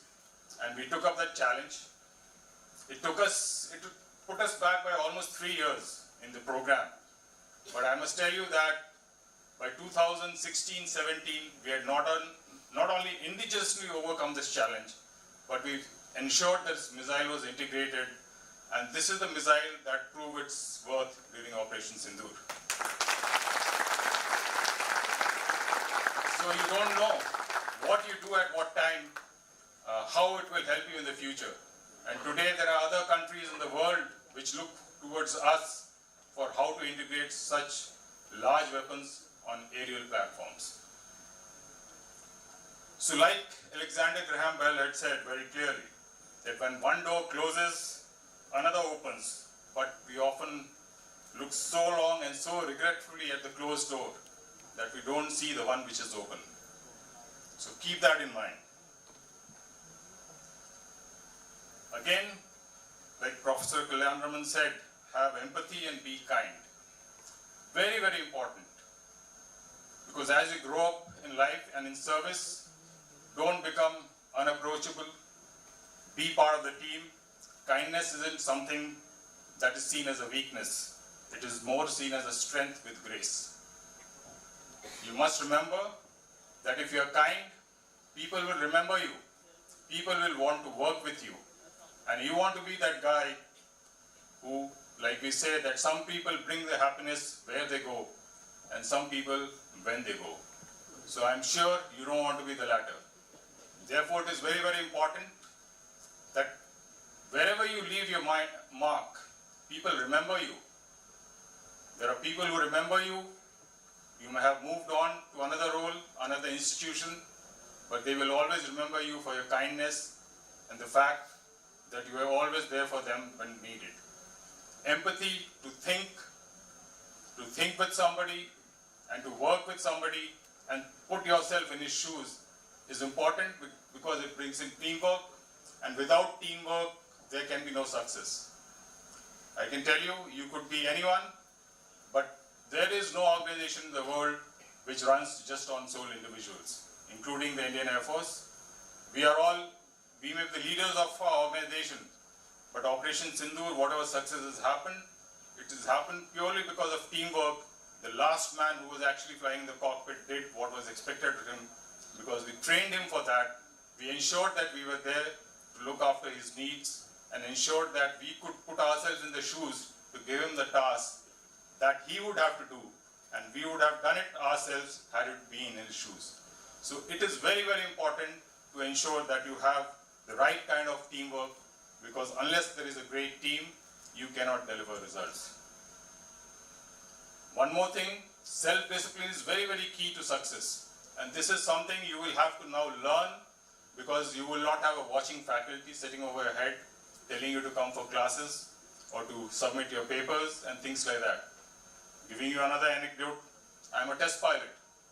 And as we speak, test pilot is a pretty serious and is one of the toughest courses in the world.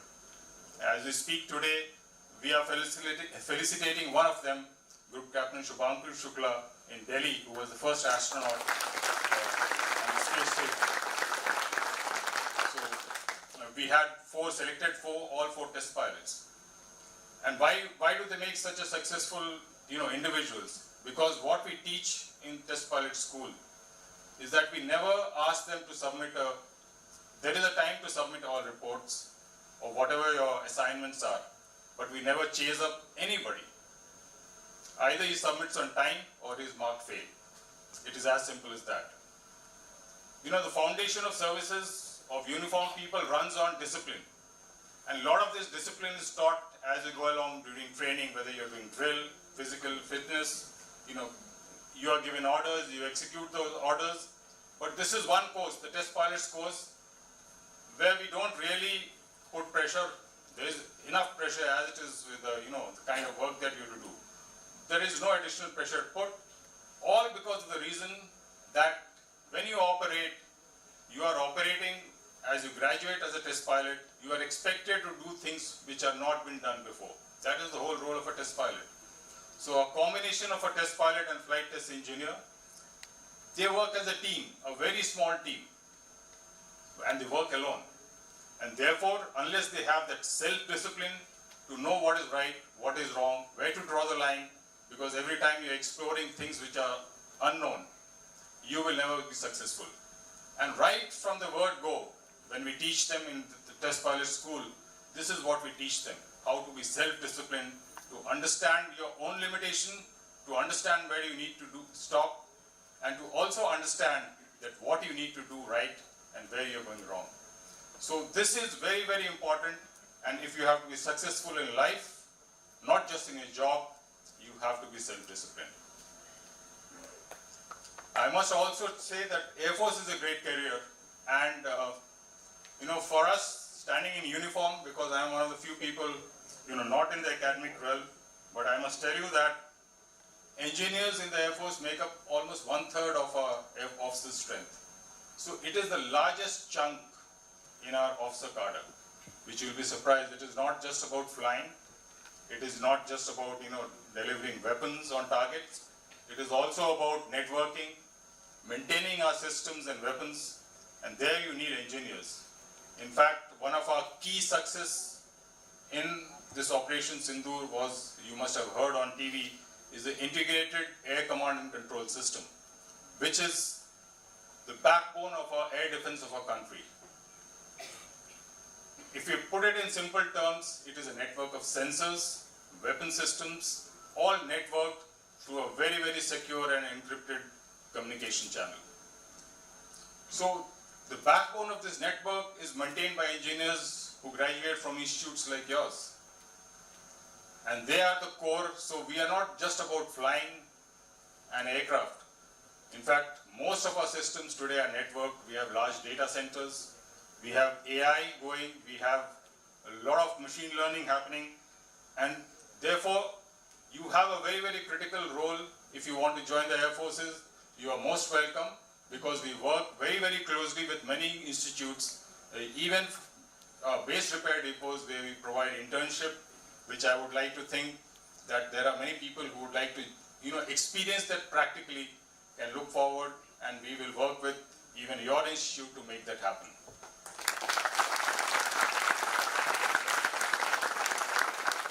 But equally important, let me tell you that there are enough engineers who have joined as pilots. So, flying is not something which is out of your realm. You have the Air Force Common Entrance Test, which happens after graduation. Many engineers do join and take up flying as a profession, and we require many engineers as test mostly your test pilots. Having a technical background is extremely helpful.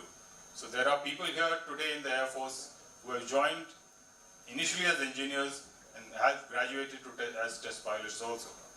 But tell me, to put you in perspective, that Air Force is a great team, and like I said, it is all about teamwork, because unless you have a great team, you cannot deliver results. And what we did in Operation Sindoor is not the result of, direction of some couple of people, but it's, teamwork of all that have brought this together and put us in that place where we are today. As you move forward in life, please build relationships, build your teams. Do not join the rat race, because at the end of it, even if you win, you are still a rat. So please remember that it is very, very important, because teamwork is what will get you all this together. But for teamwork, another important aspect, and for leadership, is communication. Because if you have a team, you have to communicate. And unless you communicate clearly, whether it is verbal, whether it is written, whether it's an idea, whether it is communicating to an audience, it is not going to have an impact unless you learn how to do it. So learn in life, read books, read things out of your syllabus. You don't have to keep doing everything technical. You should read other books, look at other viewpoints, because it only brings you up, not only technically, but as a person, and I'm sure that it will stand you in good stead as you go ahead. The only thing I'll tell you to be selfish about is your health. And that is very, very important, because what happens is, as you get into the realm of doing things that you have to do, and thinking that if you don't work for or don't look at your computer for 1 hour, the world is going to collapse. It's not going to happen. So take out that 1 hour in a day for yourself, because it is your health. And if you are healthy, you will have an agile mind, you will think better.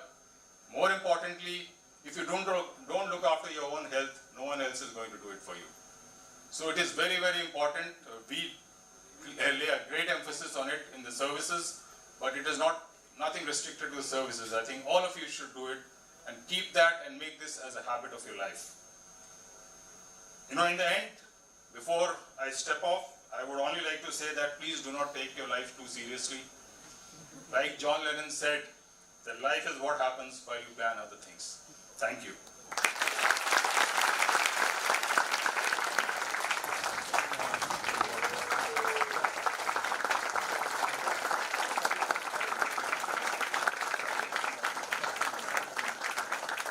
Thank you very much, sir, for sharing your valuable insights, words of encouragement, and motivating thoughts with us. Your remarkable journey and inspiring address will serve as a guiding light for our graduating students as they embark on their own professional and personal paths. We are deeply grateful for your presence and for gracing this convocation with your wisdom.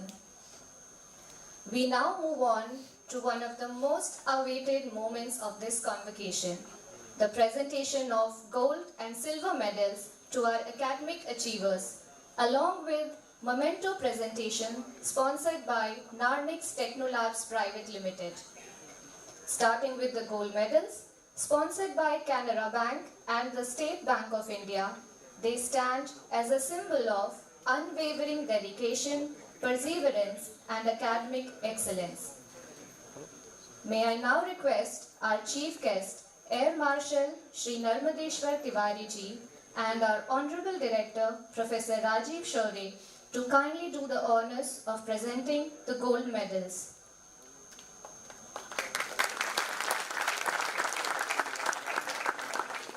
The gold medal for the batch of 2025 from the Computer Science and Engineering Department goes to Mr. Rahul Kumar Singh.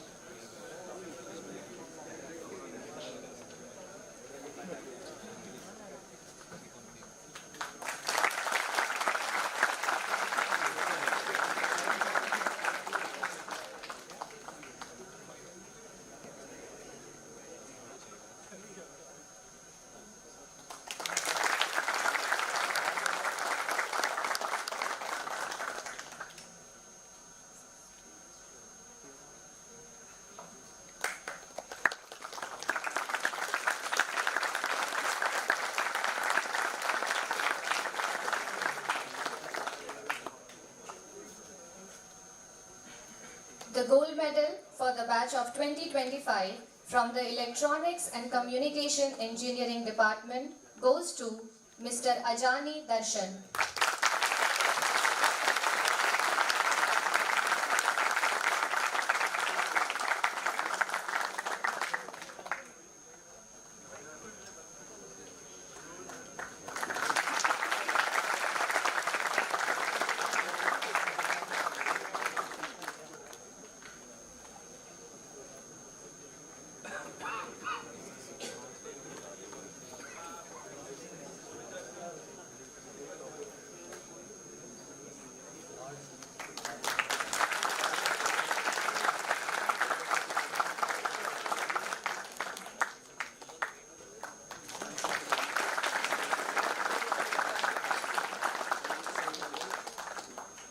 Thank you, sir, for being a part of the medal ceremony.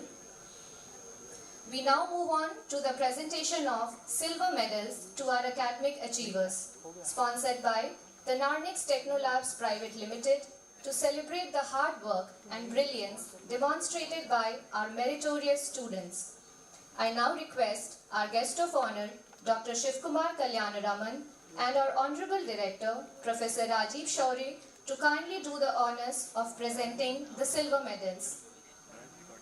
There are two recipients for the silver medal from the 2025 batch of Computer Science and Engineering.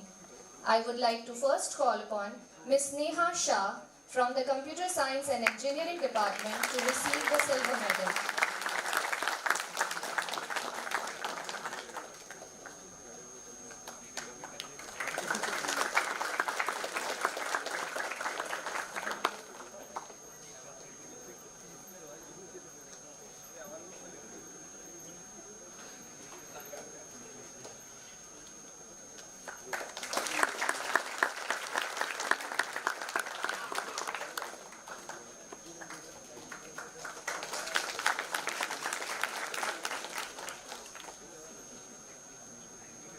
I would like to now call Mr. Piyawala Viral Deven from the Computer Science and Engineering Department to receive the silver medal.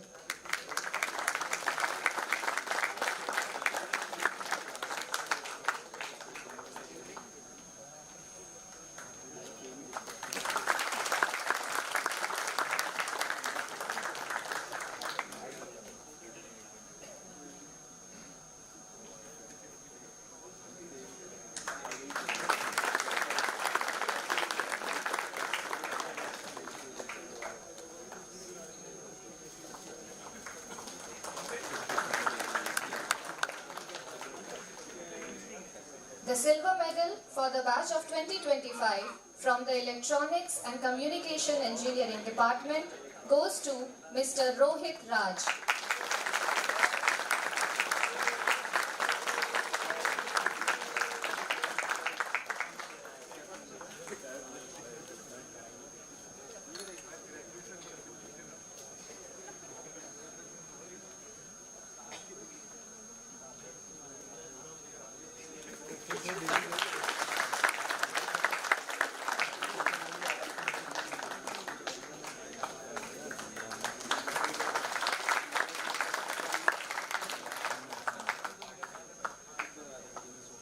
Thank you, sir. We have now reached the most important and solemn part of this ceremony, the conferral of degrees to our graduates, who have successfully completed their academic programs and achieved excellence over their courses of study. We proudly congratulate them on their remarkable accomplishments. We also acknowledge and appreciate the support and guidance of their families, friends, teachers and mentors who have played a pivotal role in reaching this milestone. We now begin with the recipients of BTech degree from 2025 CSE batch. We request the students please step forward onto the stage from the left side and exit from the right. Our volunteers will guide you along the way. To confer the degrees, I would like to invite Dr. Sachin D. Patel, Head of the Department, Computer Science and Engineering, to come forward and announce the names of the degree recipients.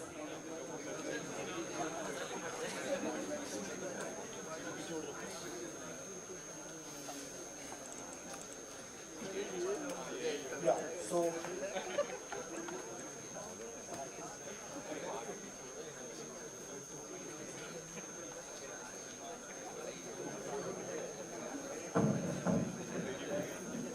May I now request our Honorable Director Sir, Professor Rajiv Shore, to please come forward to present the degree certificates. okay. So first, Abhijna Nitin Tambe.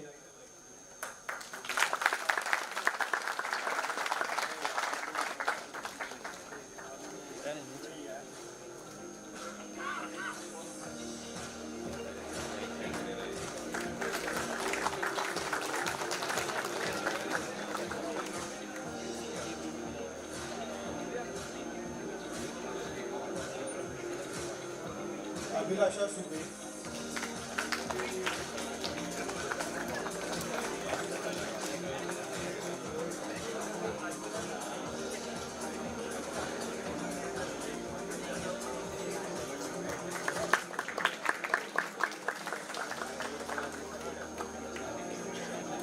Erin Rajesh Kumar Patel.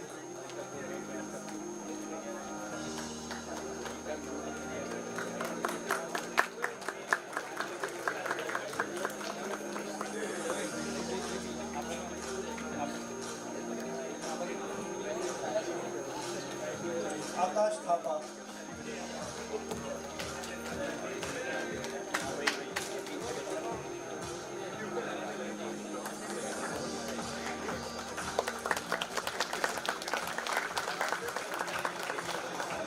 Ankit Gonda.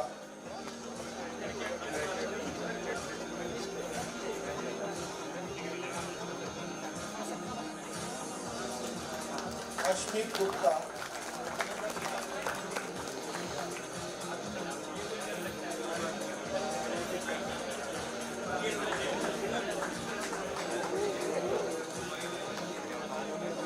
Ayush Dahiya.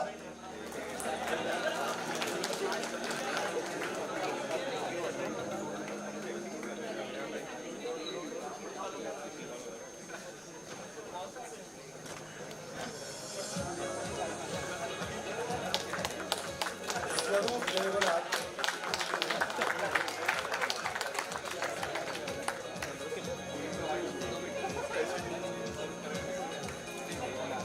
Divyansh Agarwal.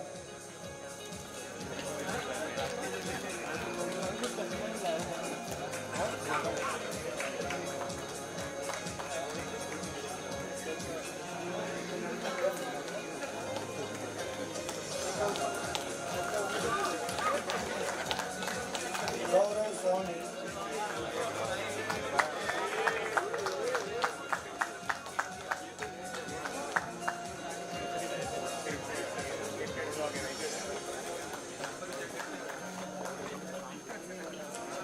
Harsh Sharma.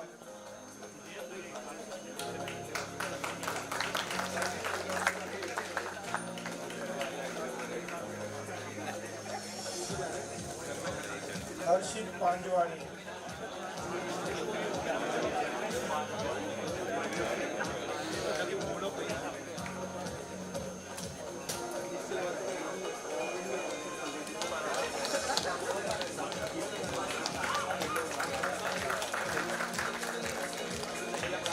Jeet Vishwas Parab.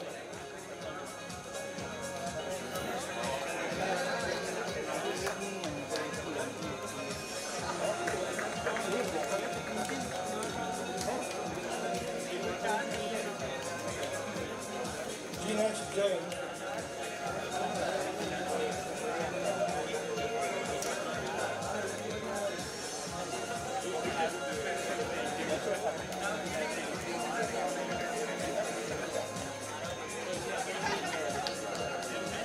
Chantan Daria.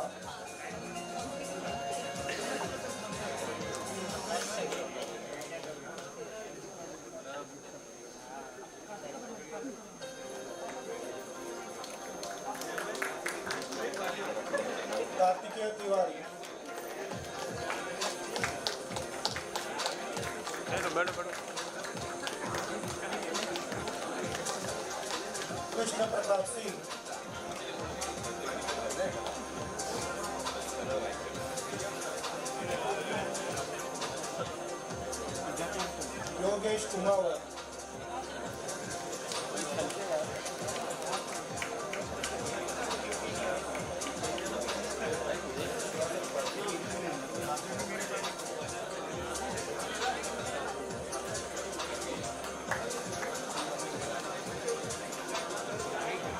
Nakul Mantri,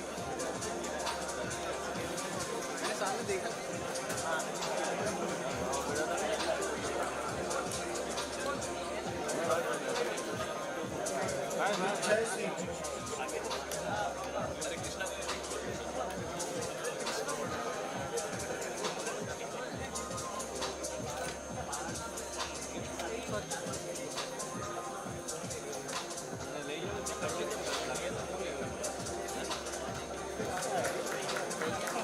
Akwana R. Narendra Kumar,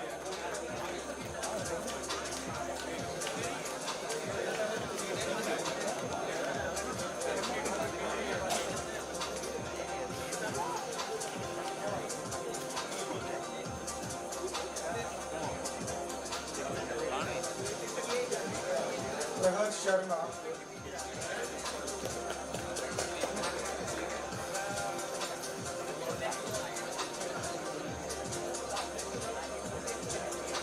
Pranshu Badani,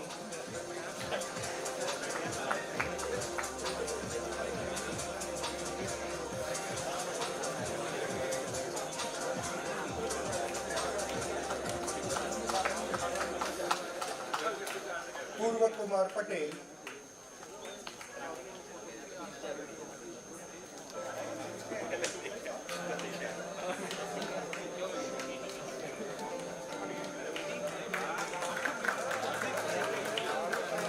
Rakesh Jain,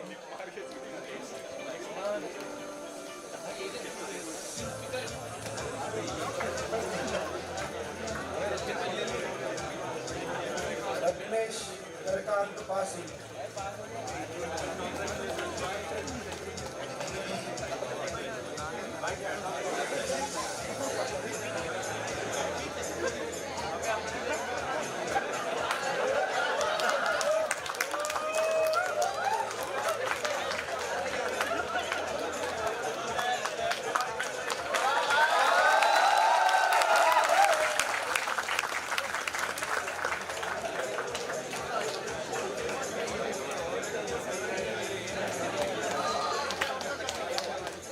Rishabh Jain,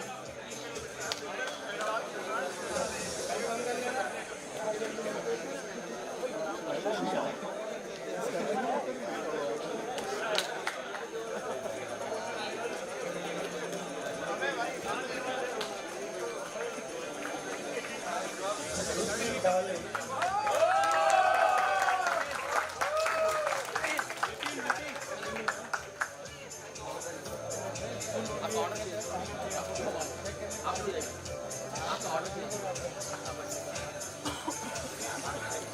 Sajan Mahajan,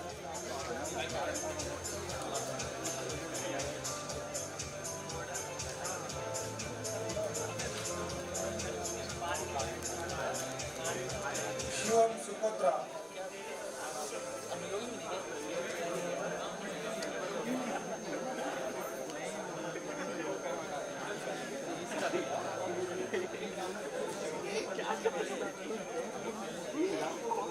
Shreyansh Patel,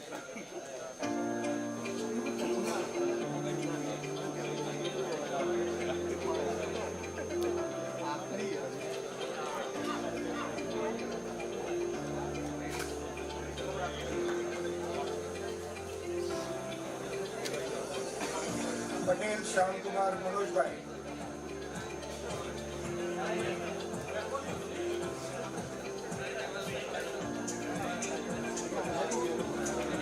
Siddharth Kumar,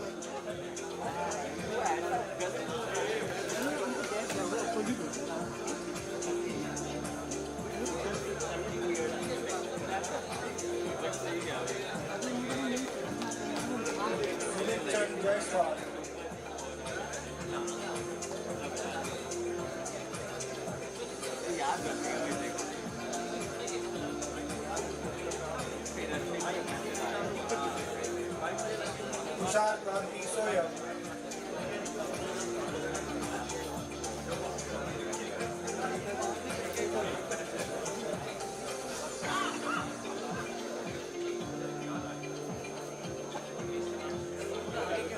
Sododia.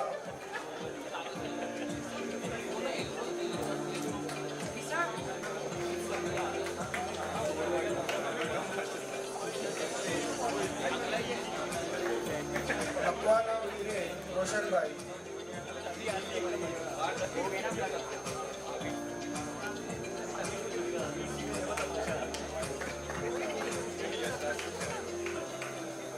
Raj Kulsreshta.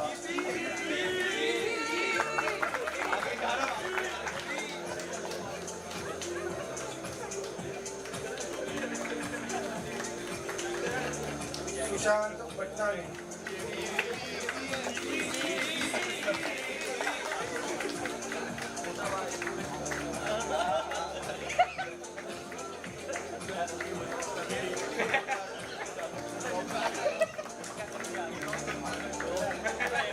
Amish Bhavani.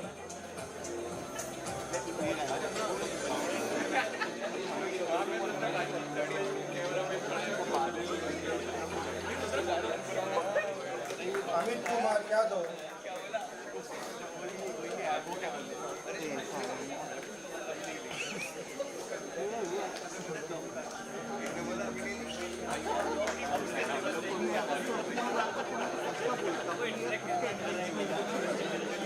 Ramesh Punia.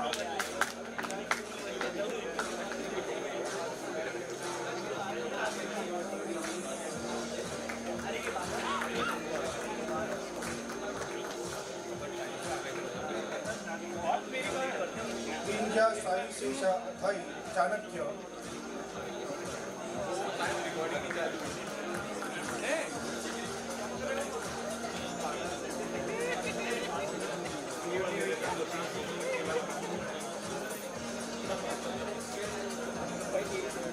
Kunal Kamaria.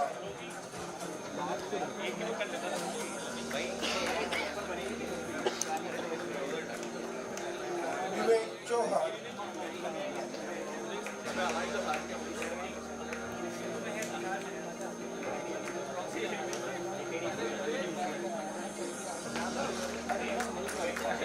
Rajeshwari Tejawar.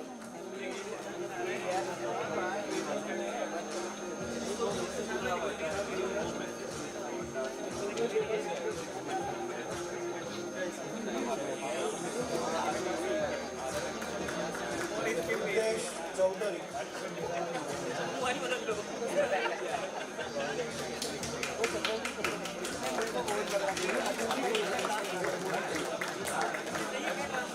Nitin Sharma.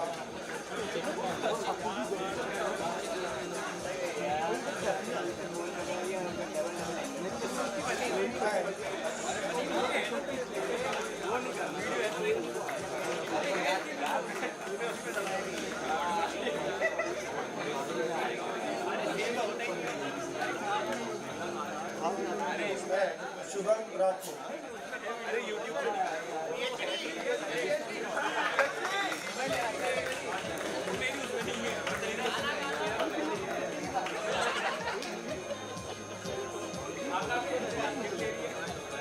Thank you, sir. Now I would like to invite Dr. Tanmay Dubey, Head of the Department Electronics and Communication Engineering, to come forward and announce the names of the graduates. Thank you. First, Aditya Gonikar.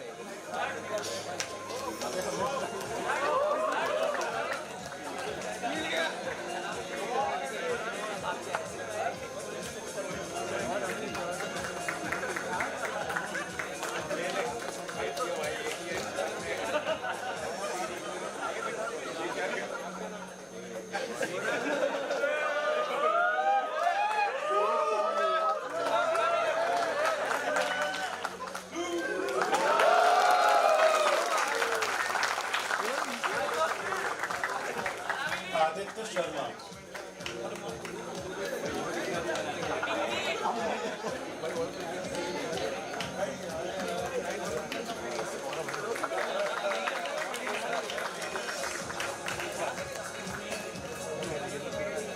Aditya Kanodia.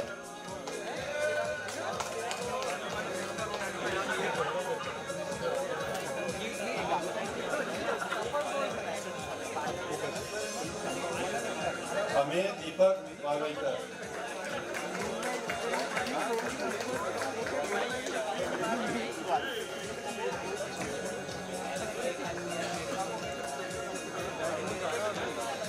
Aniket Singh.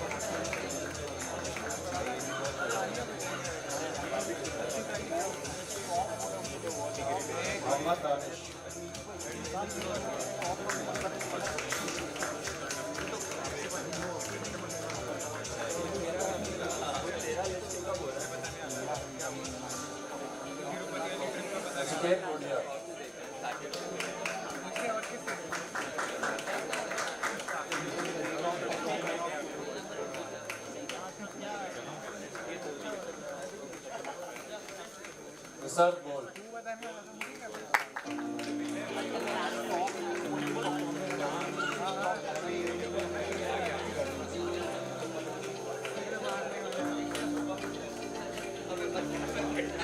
Pradhan Mantri.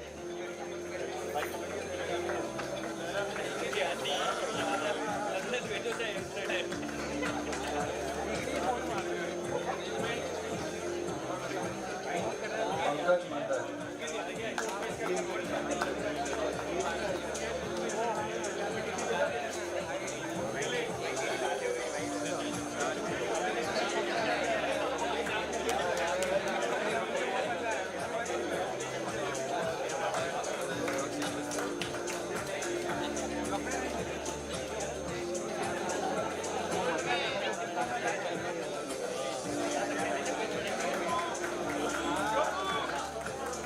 Prashant Tiwari.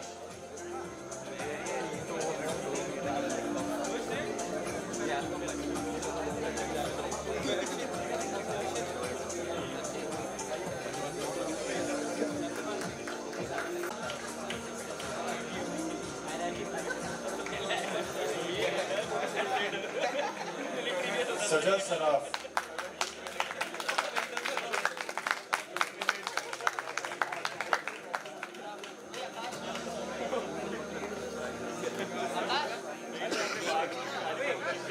Satyam Ranjan.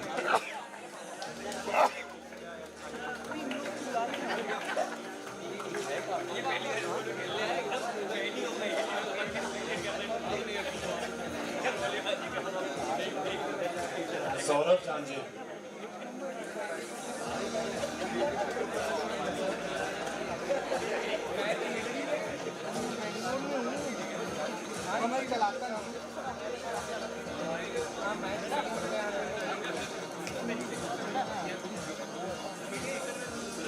Savaliya Dev.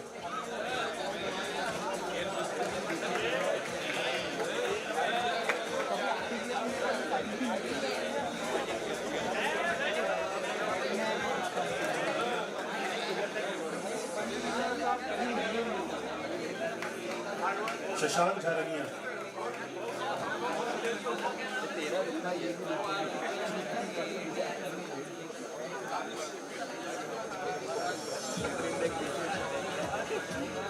Shrey Shah.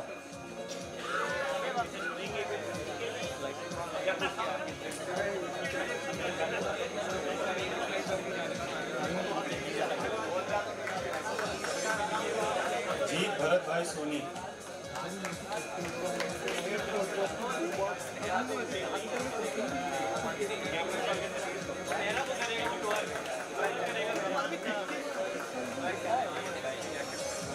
Sujat Tiwari.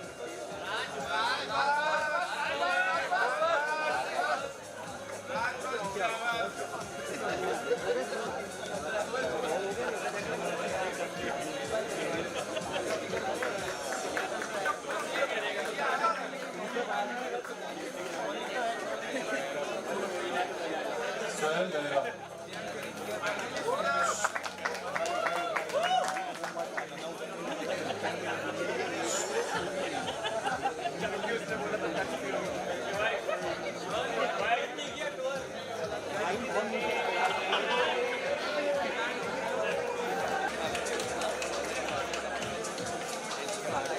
Thank you, sir, for conferring the degrees to our graduates. Congratulations. You have made it. Your hard work, resilience, and determination have led you here. So let's give them a full round of applause.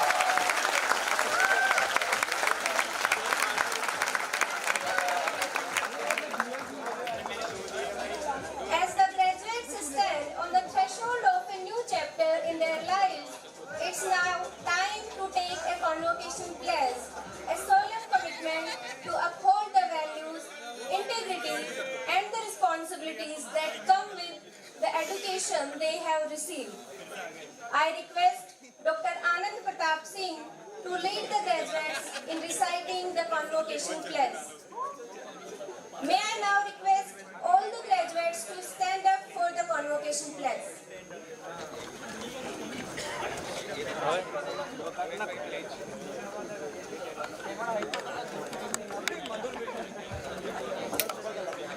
I, a graduate of IIIT Surat,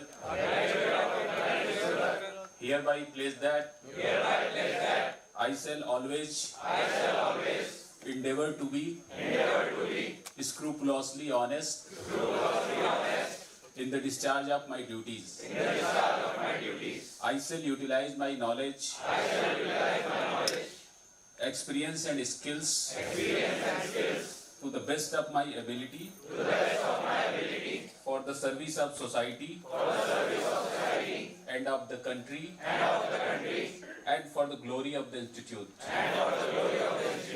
In all circumstances, I shall uphold the dignity of the individual and the integrity of my profession.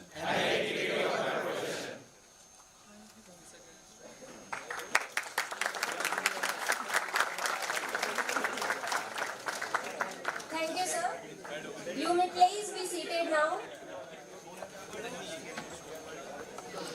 May I now request our Honorable Director, sir, to kindly invite respected Professor Uday Desai to declare the convocation closed.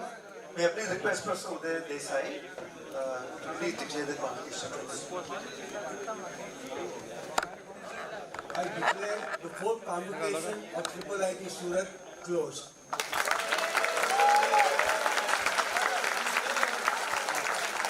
Thank you, sir, for your presence and for your officially declaring the convocation closed.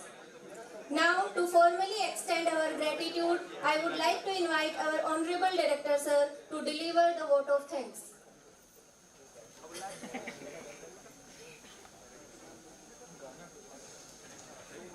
Namaskar.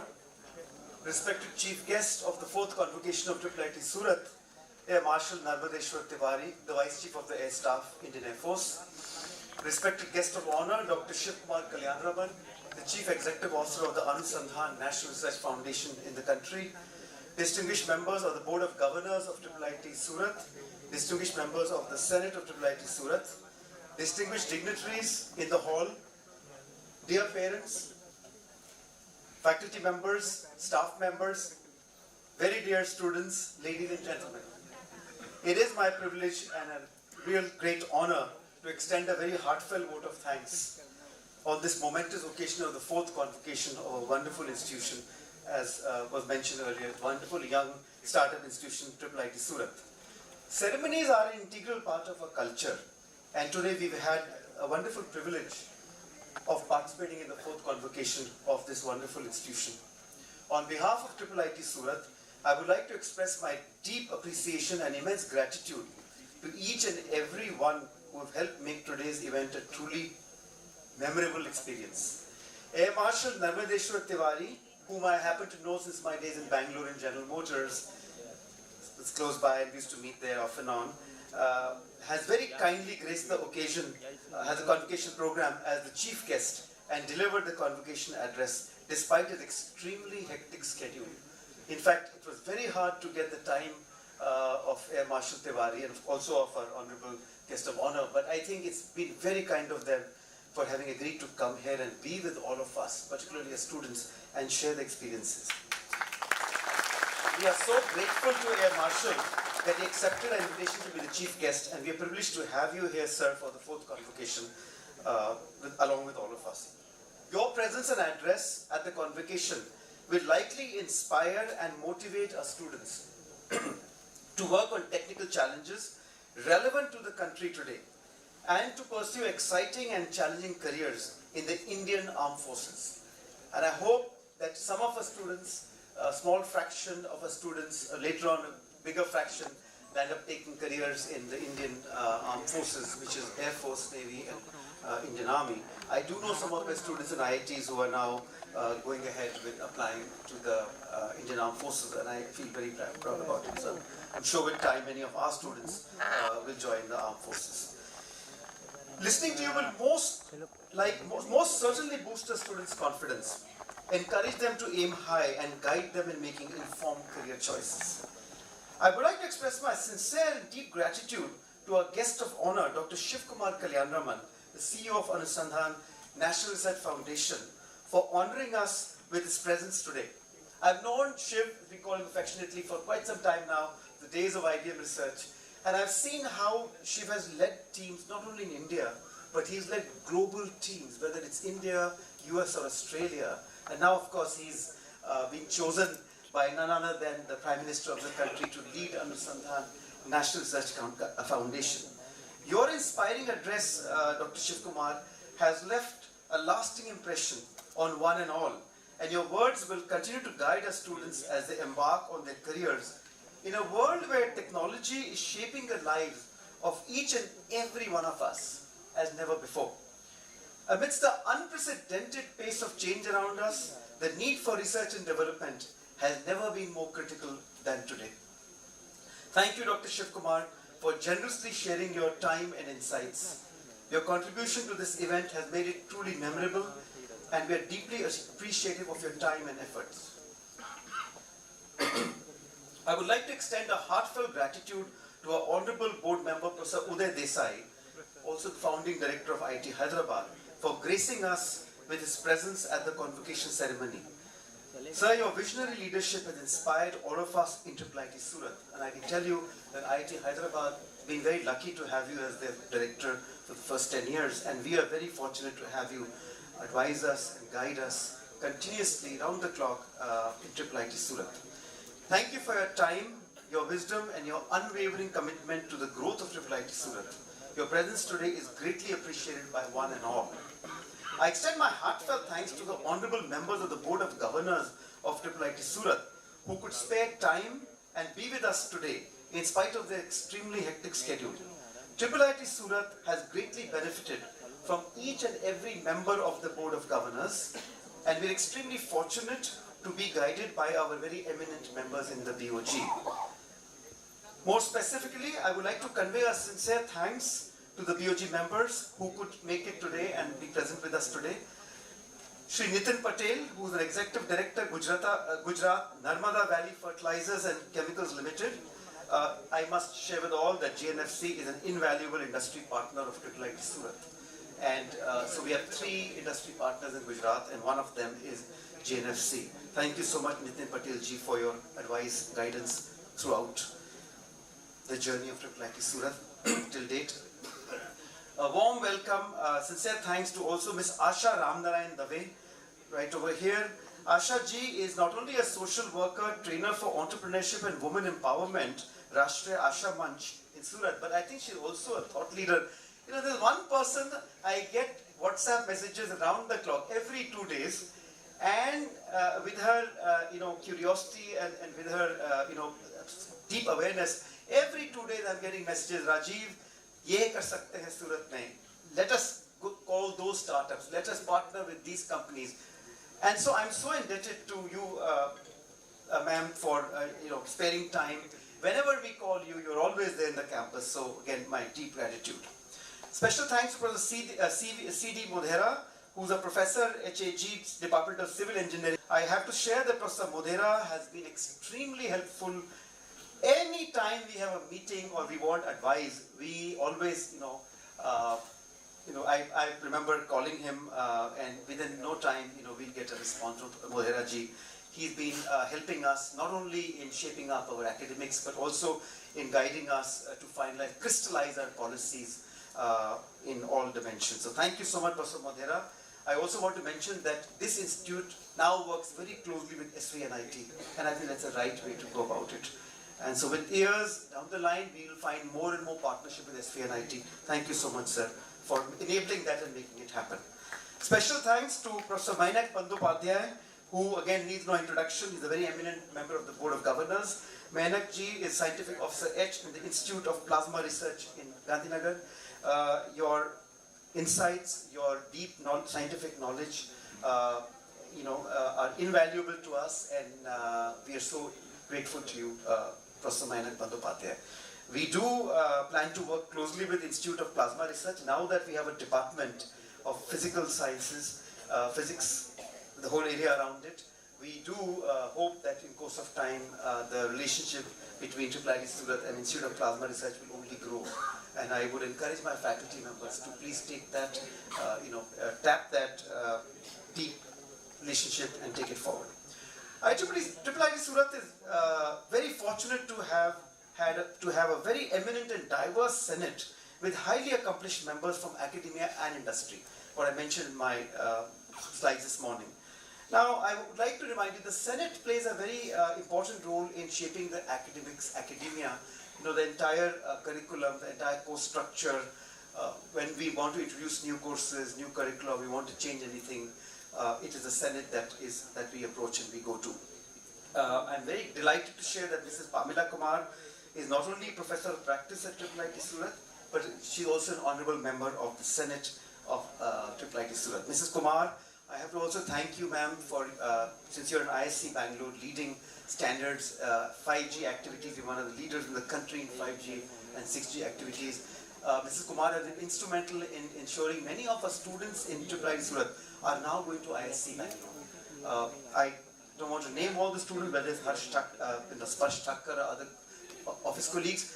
This summer they were there in IISc, and the feedback we got was that the students of IIIT have been outstanding. What a joy coming from IISc Bangalore.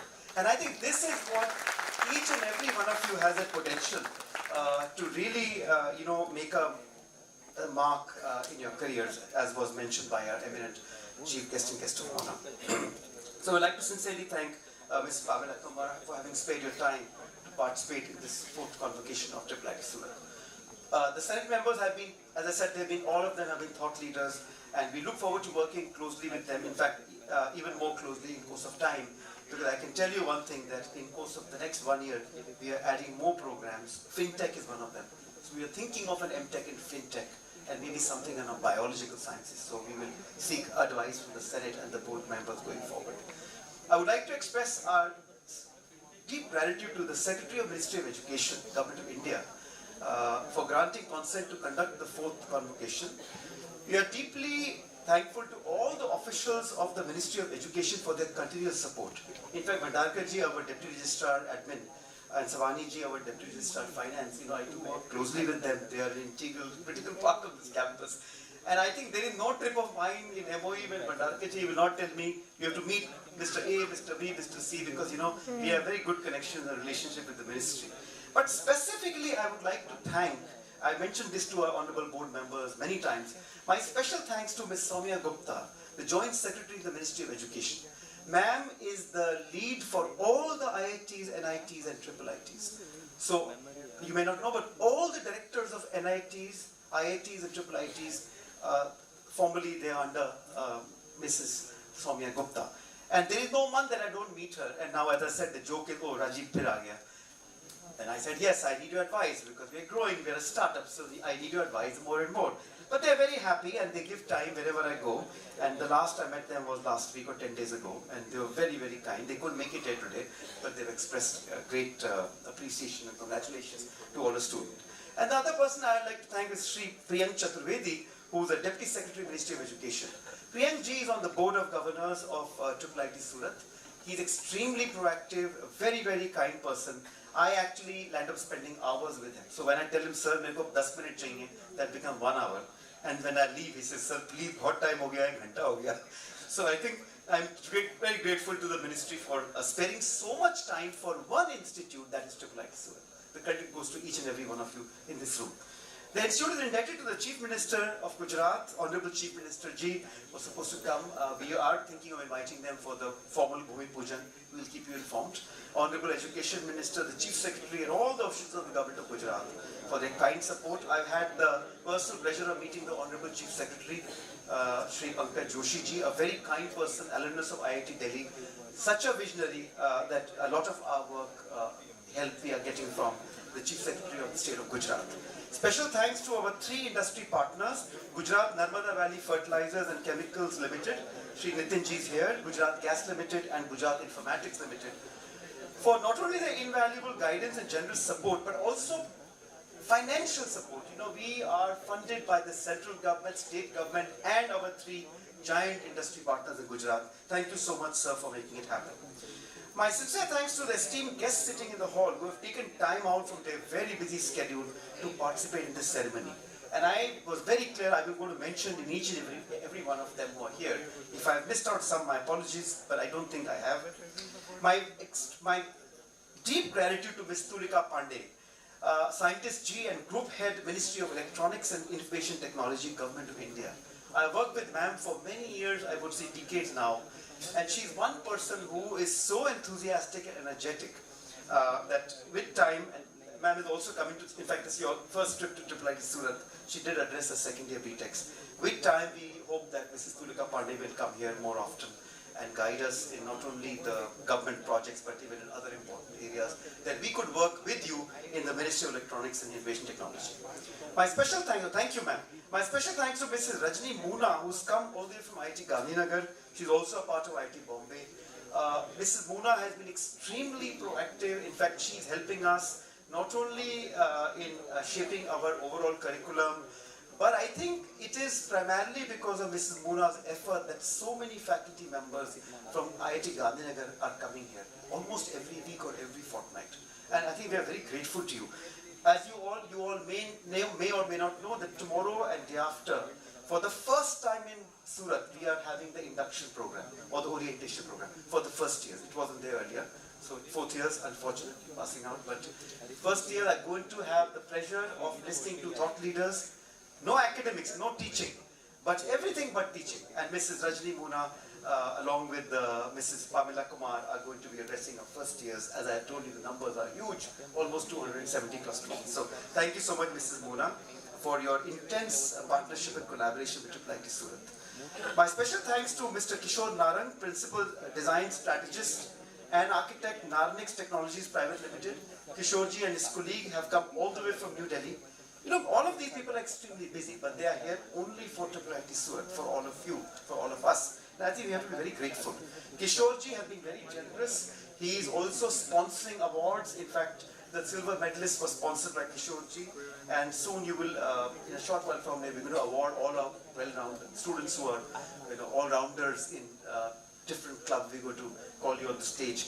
And Kishorji also announced awards for our students who are really outstanding in co-curricular activities. So thank you very much, Kishorji.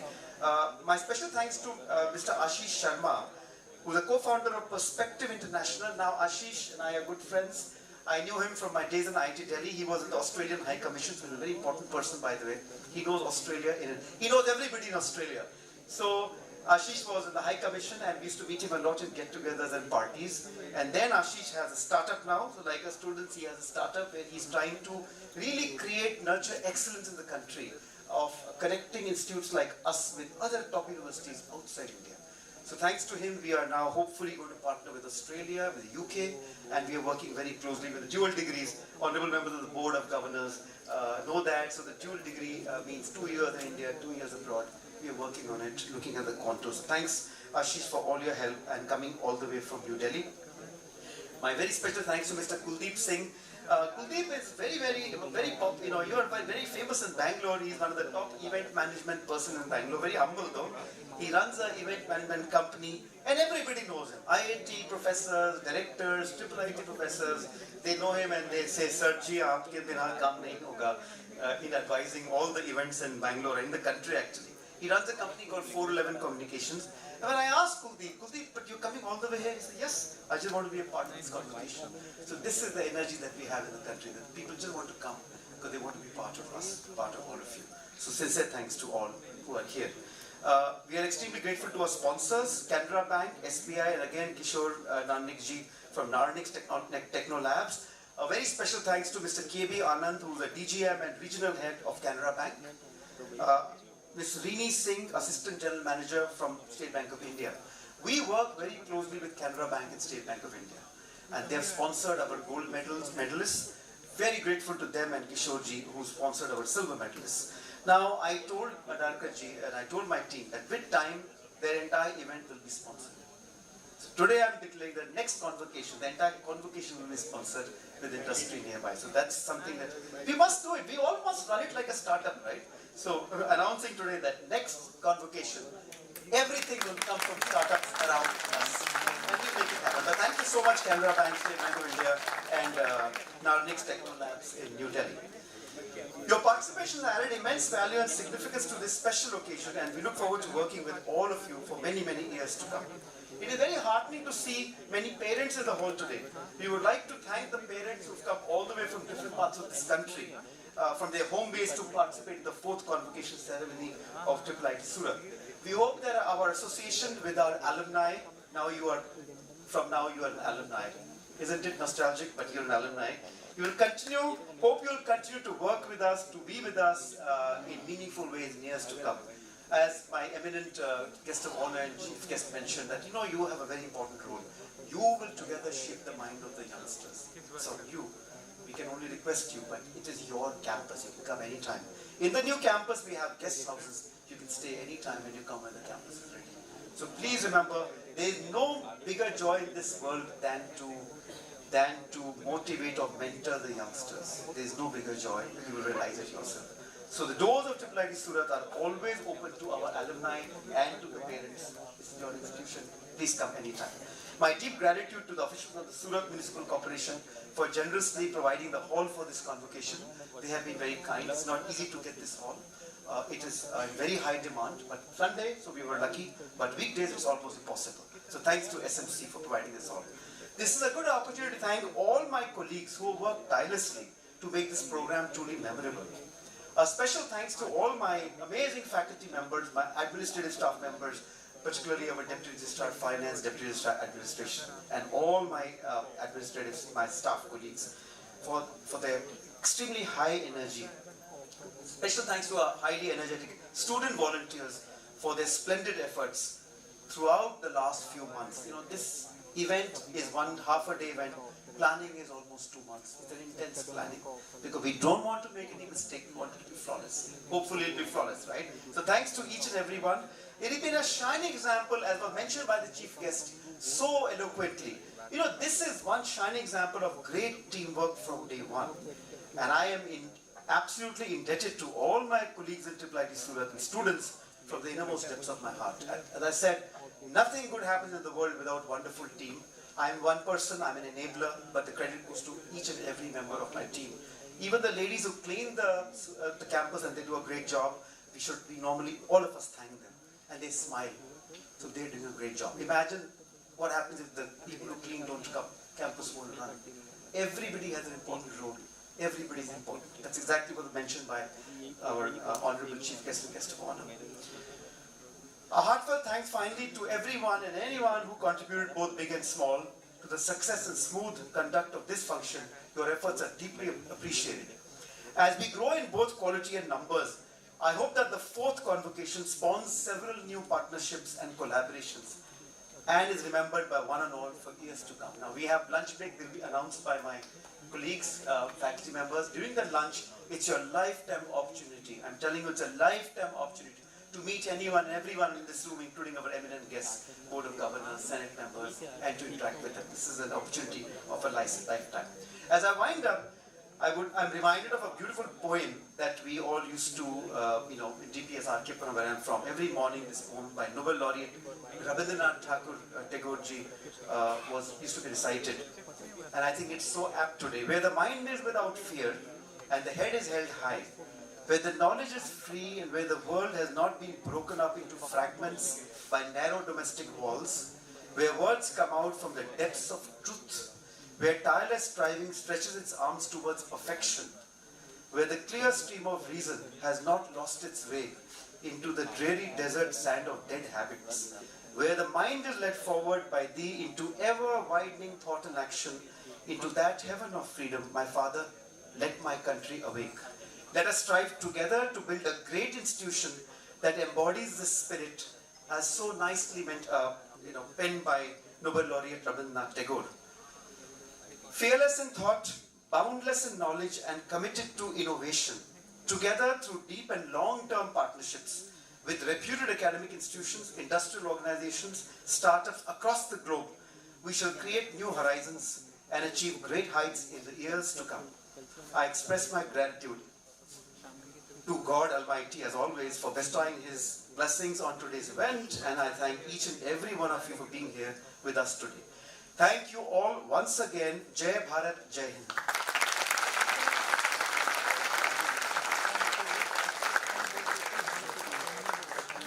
Thank you, sir, for your thoughtful words of appreciation and encouragement.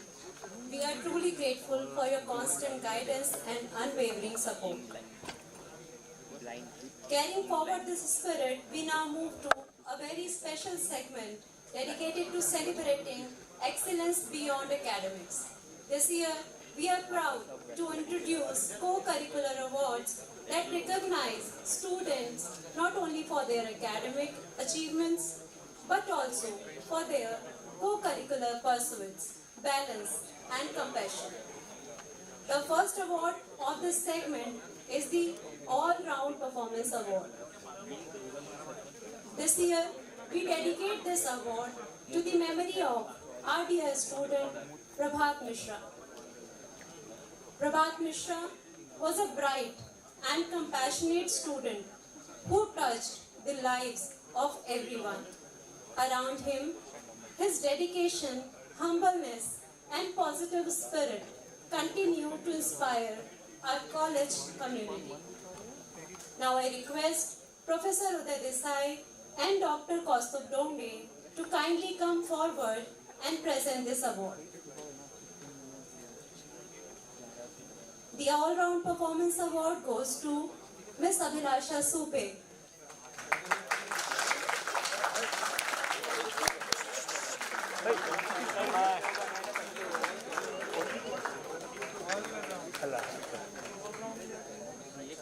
Along with Mr. Chaitanya Chandrakant Chandrakar.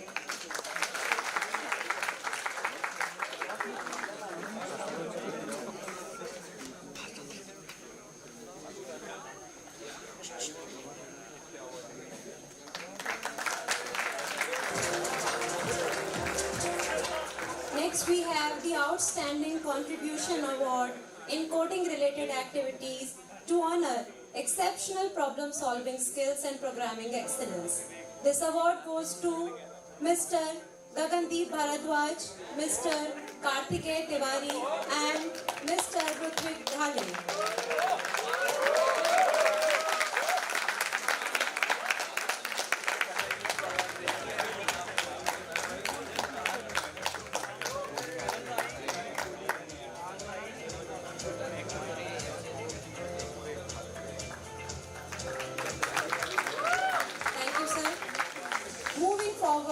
We have the Outstanding Contributions Award in Sports Related Activities, a tribute to dedication, discipline, and the spirit of teamwork that defines our athletes.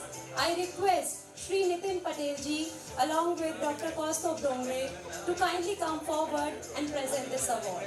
This award goes to Mr. Sujal Tiwari.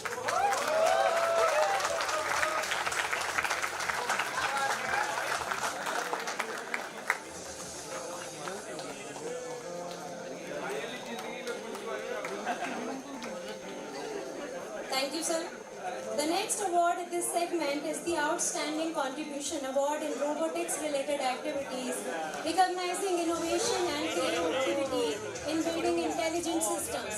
I request Ms. Asha Ram Narayan Dave, along with Dr. Kaustubh Dongre, to kindly come forward and present this award. This award goes to Mr. Soni Jeet Bharat Bhai.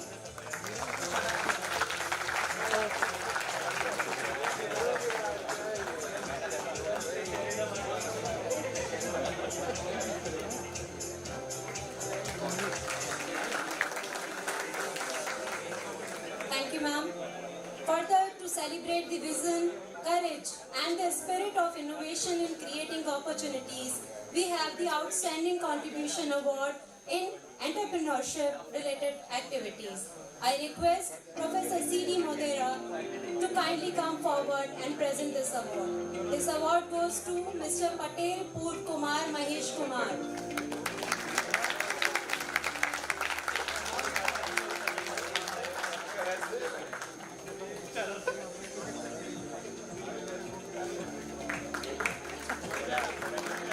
Thank you, sir.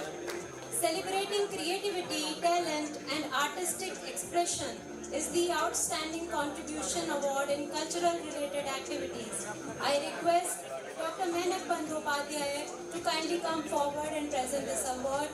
This award goes to Mr. Harsh Yadav and Mr. Harshit Panjwani.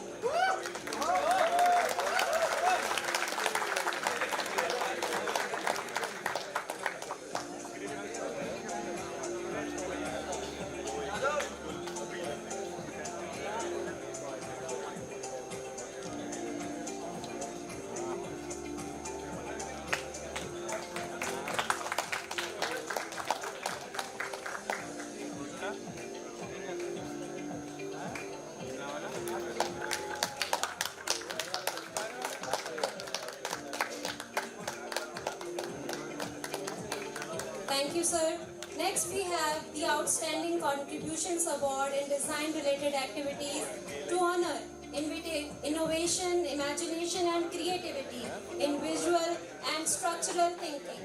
I request Ms. Pamela Kumar to kindly come forward and present this award.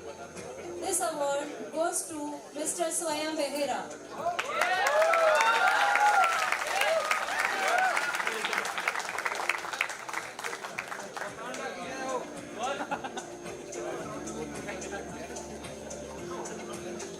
Thank you, ma'am. Moving forward, we have the Outstanding Contribution Award in R&D related activities. I request Dr. Sachin D. Patil to come forward and present this award. This award goes to Mr. Biyawala Viral Devan and Mr. Sikotra Shivam Satish Bhai.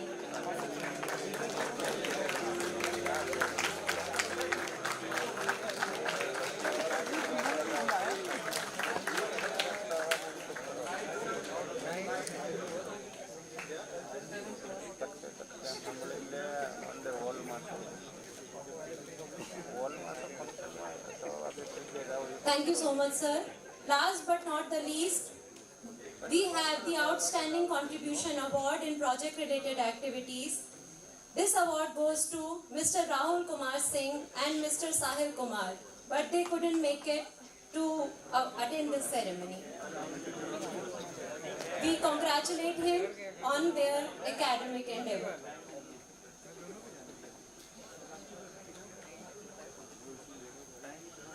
We will now proceed with the felicitation of our valued sponsors, whose generous support has played a vital role in making this event possible. I request our Deputy Registrar Admin, Mr. Sheetal Kumar Bhandarkar, to felicitate our sponsors as a token of our gratitude and appreciation. I would like to invite Mr. Kishore Narang, founder of Narnix Techno Lab Private Limited, to kindly come forward for the felicitation.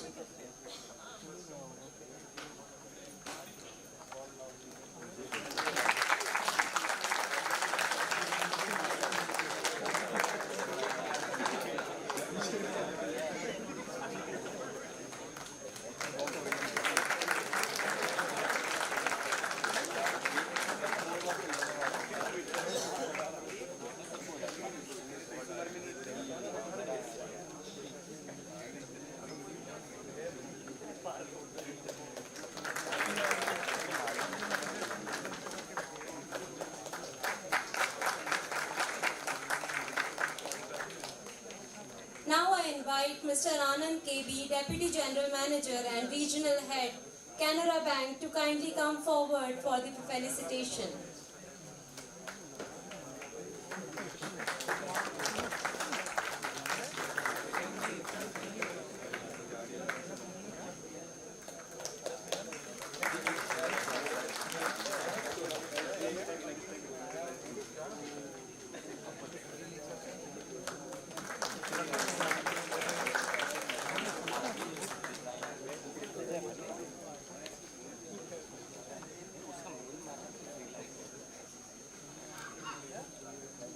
Now I invite Ms. Rini Singh, Assistant General Manager, State Bank of India, to kindly come forward for the felicitation.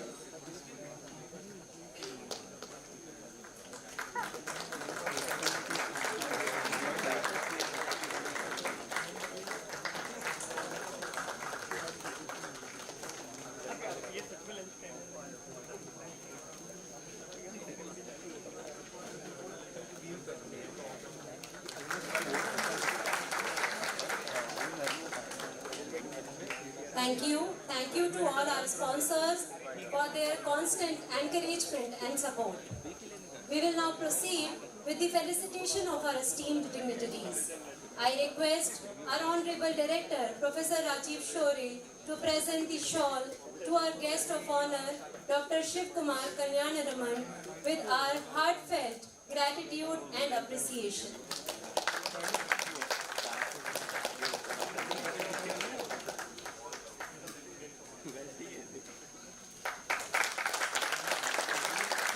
Thank you so much, sir. request our Honorable Director, Professor Rajiv Shore, to present a shawl to our Chief Guest, Shri Air Marshal Shri Naramdeshwar Tiwari ji, as a token of our gratitude and appreciation.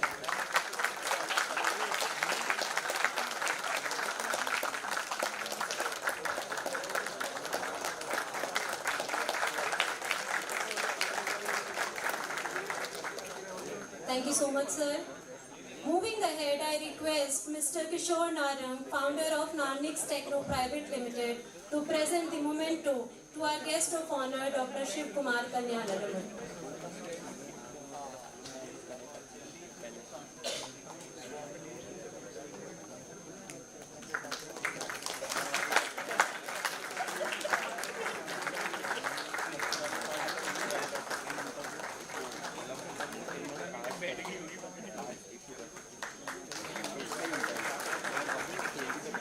Now I request Mr. Kishore Narang to present the memento to our esteemed chief guest, Shri Naramdeshwar Tiwari ji, by presenting a memento.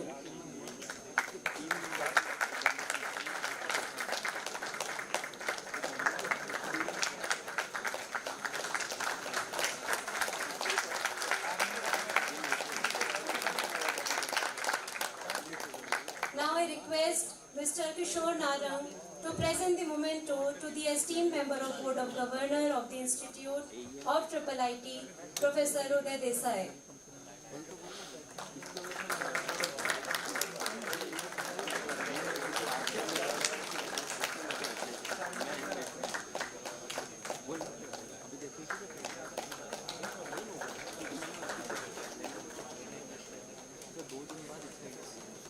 Now I request Mr. Kishore Narang to present the memento to our Honorable Director, Professor Rajiv Shore.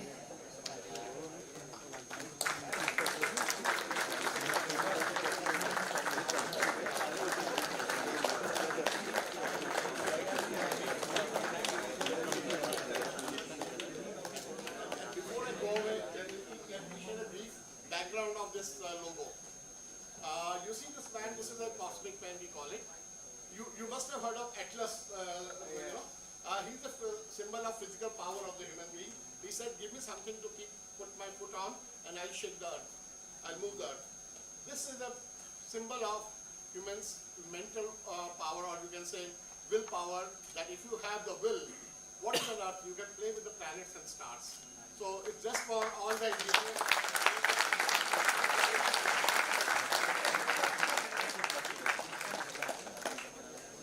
Thank you so much, sir. I now request everyone to please stand up for the national anthem.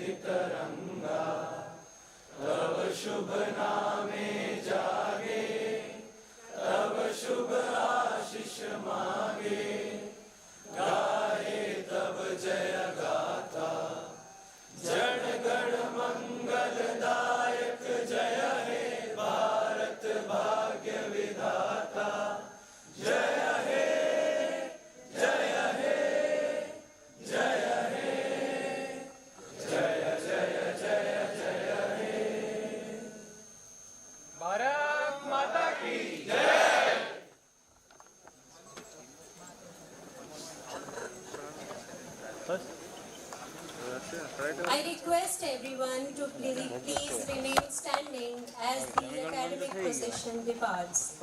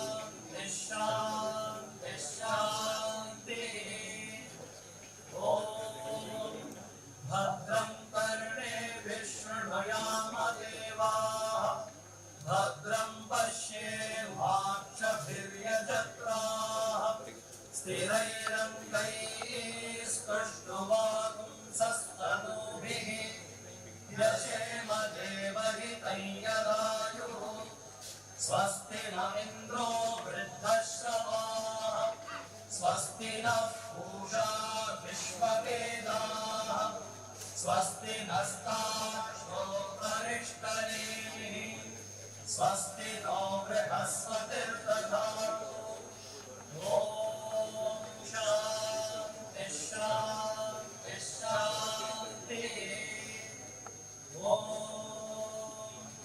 यश्चन्दसा वृषभो विश्वरूपः छन्दोभ्योऽध्यवृतात् सम्बभूव समेन्द्रो भेदया. Please be seated now.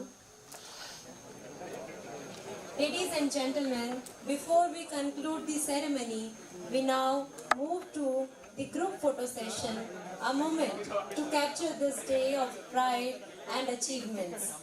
We will begin with an official photograph of the graduating students department-wise. We request all graduates to kindly cooperate and proceed in an orderly manner as per the announcements. I request the management to set up the stage for the photograph.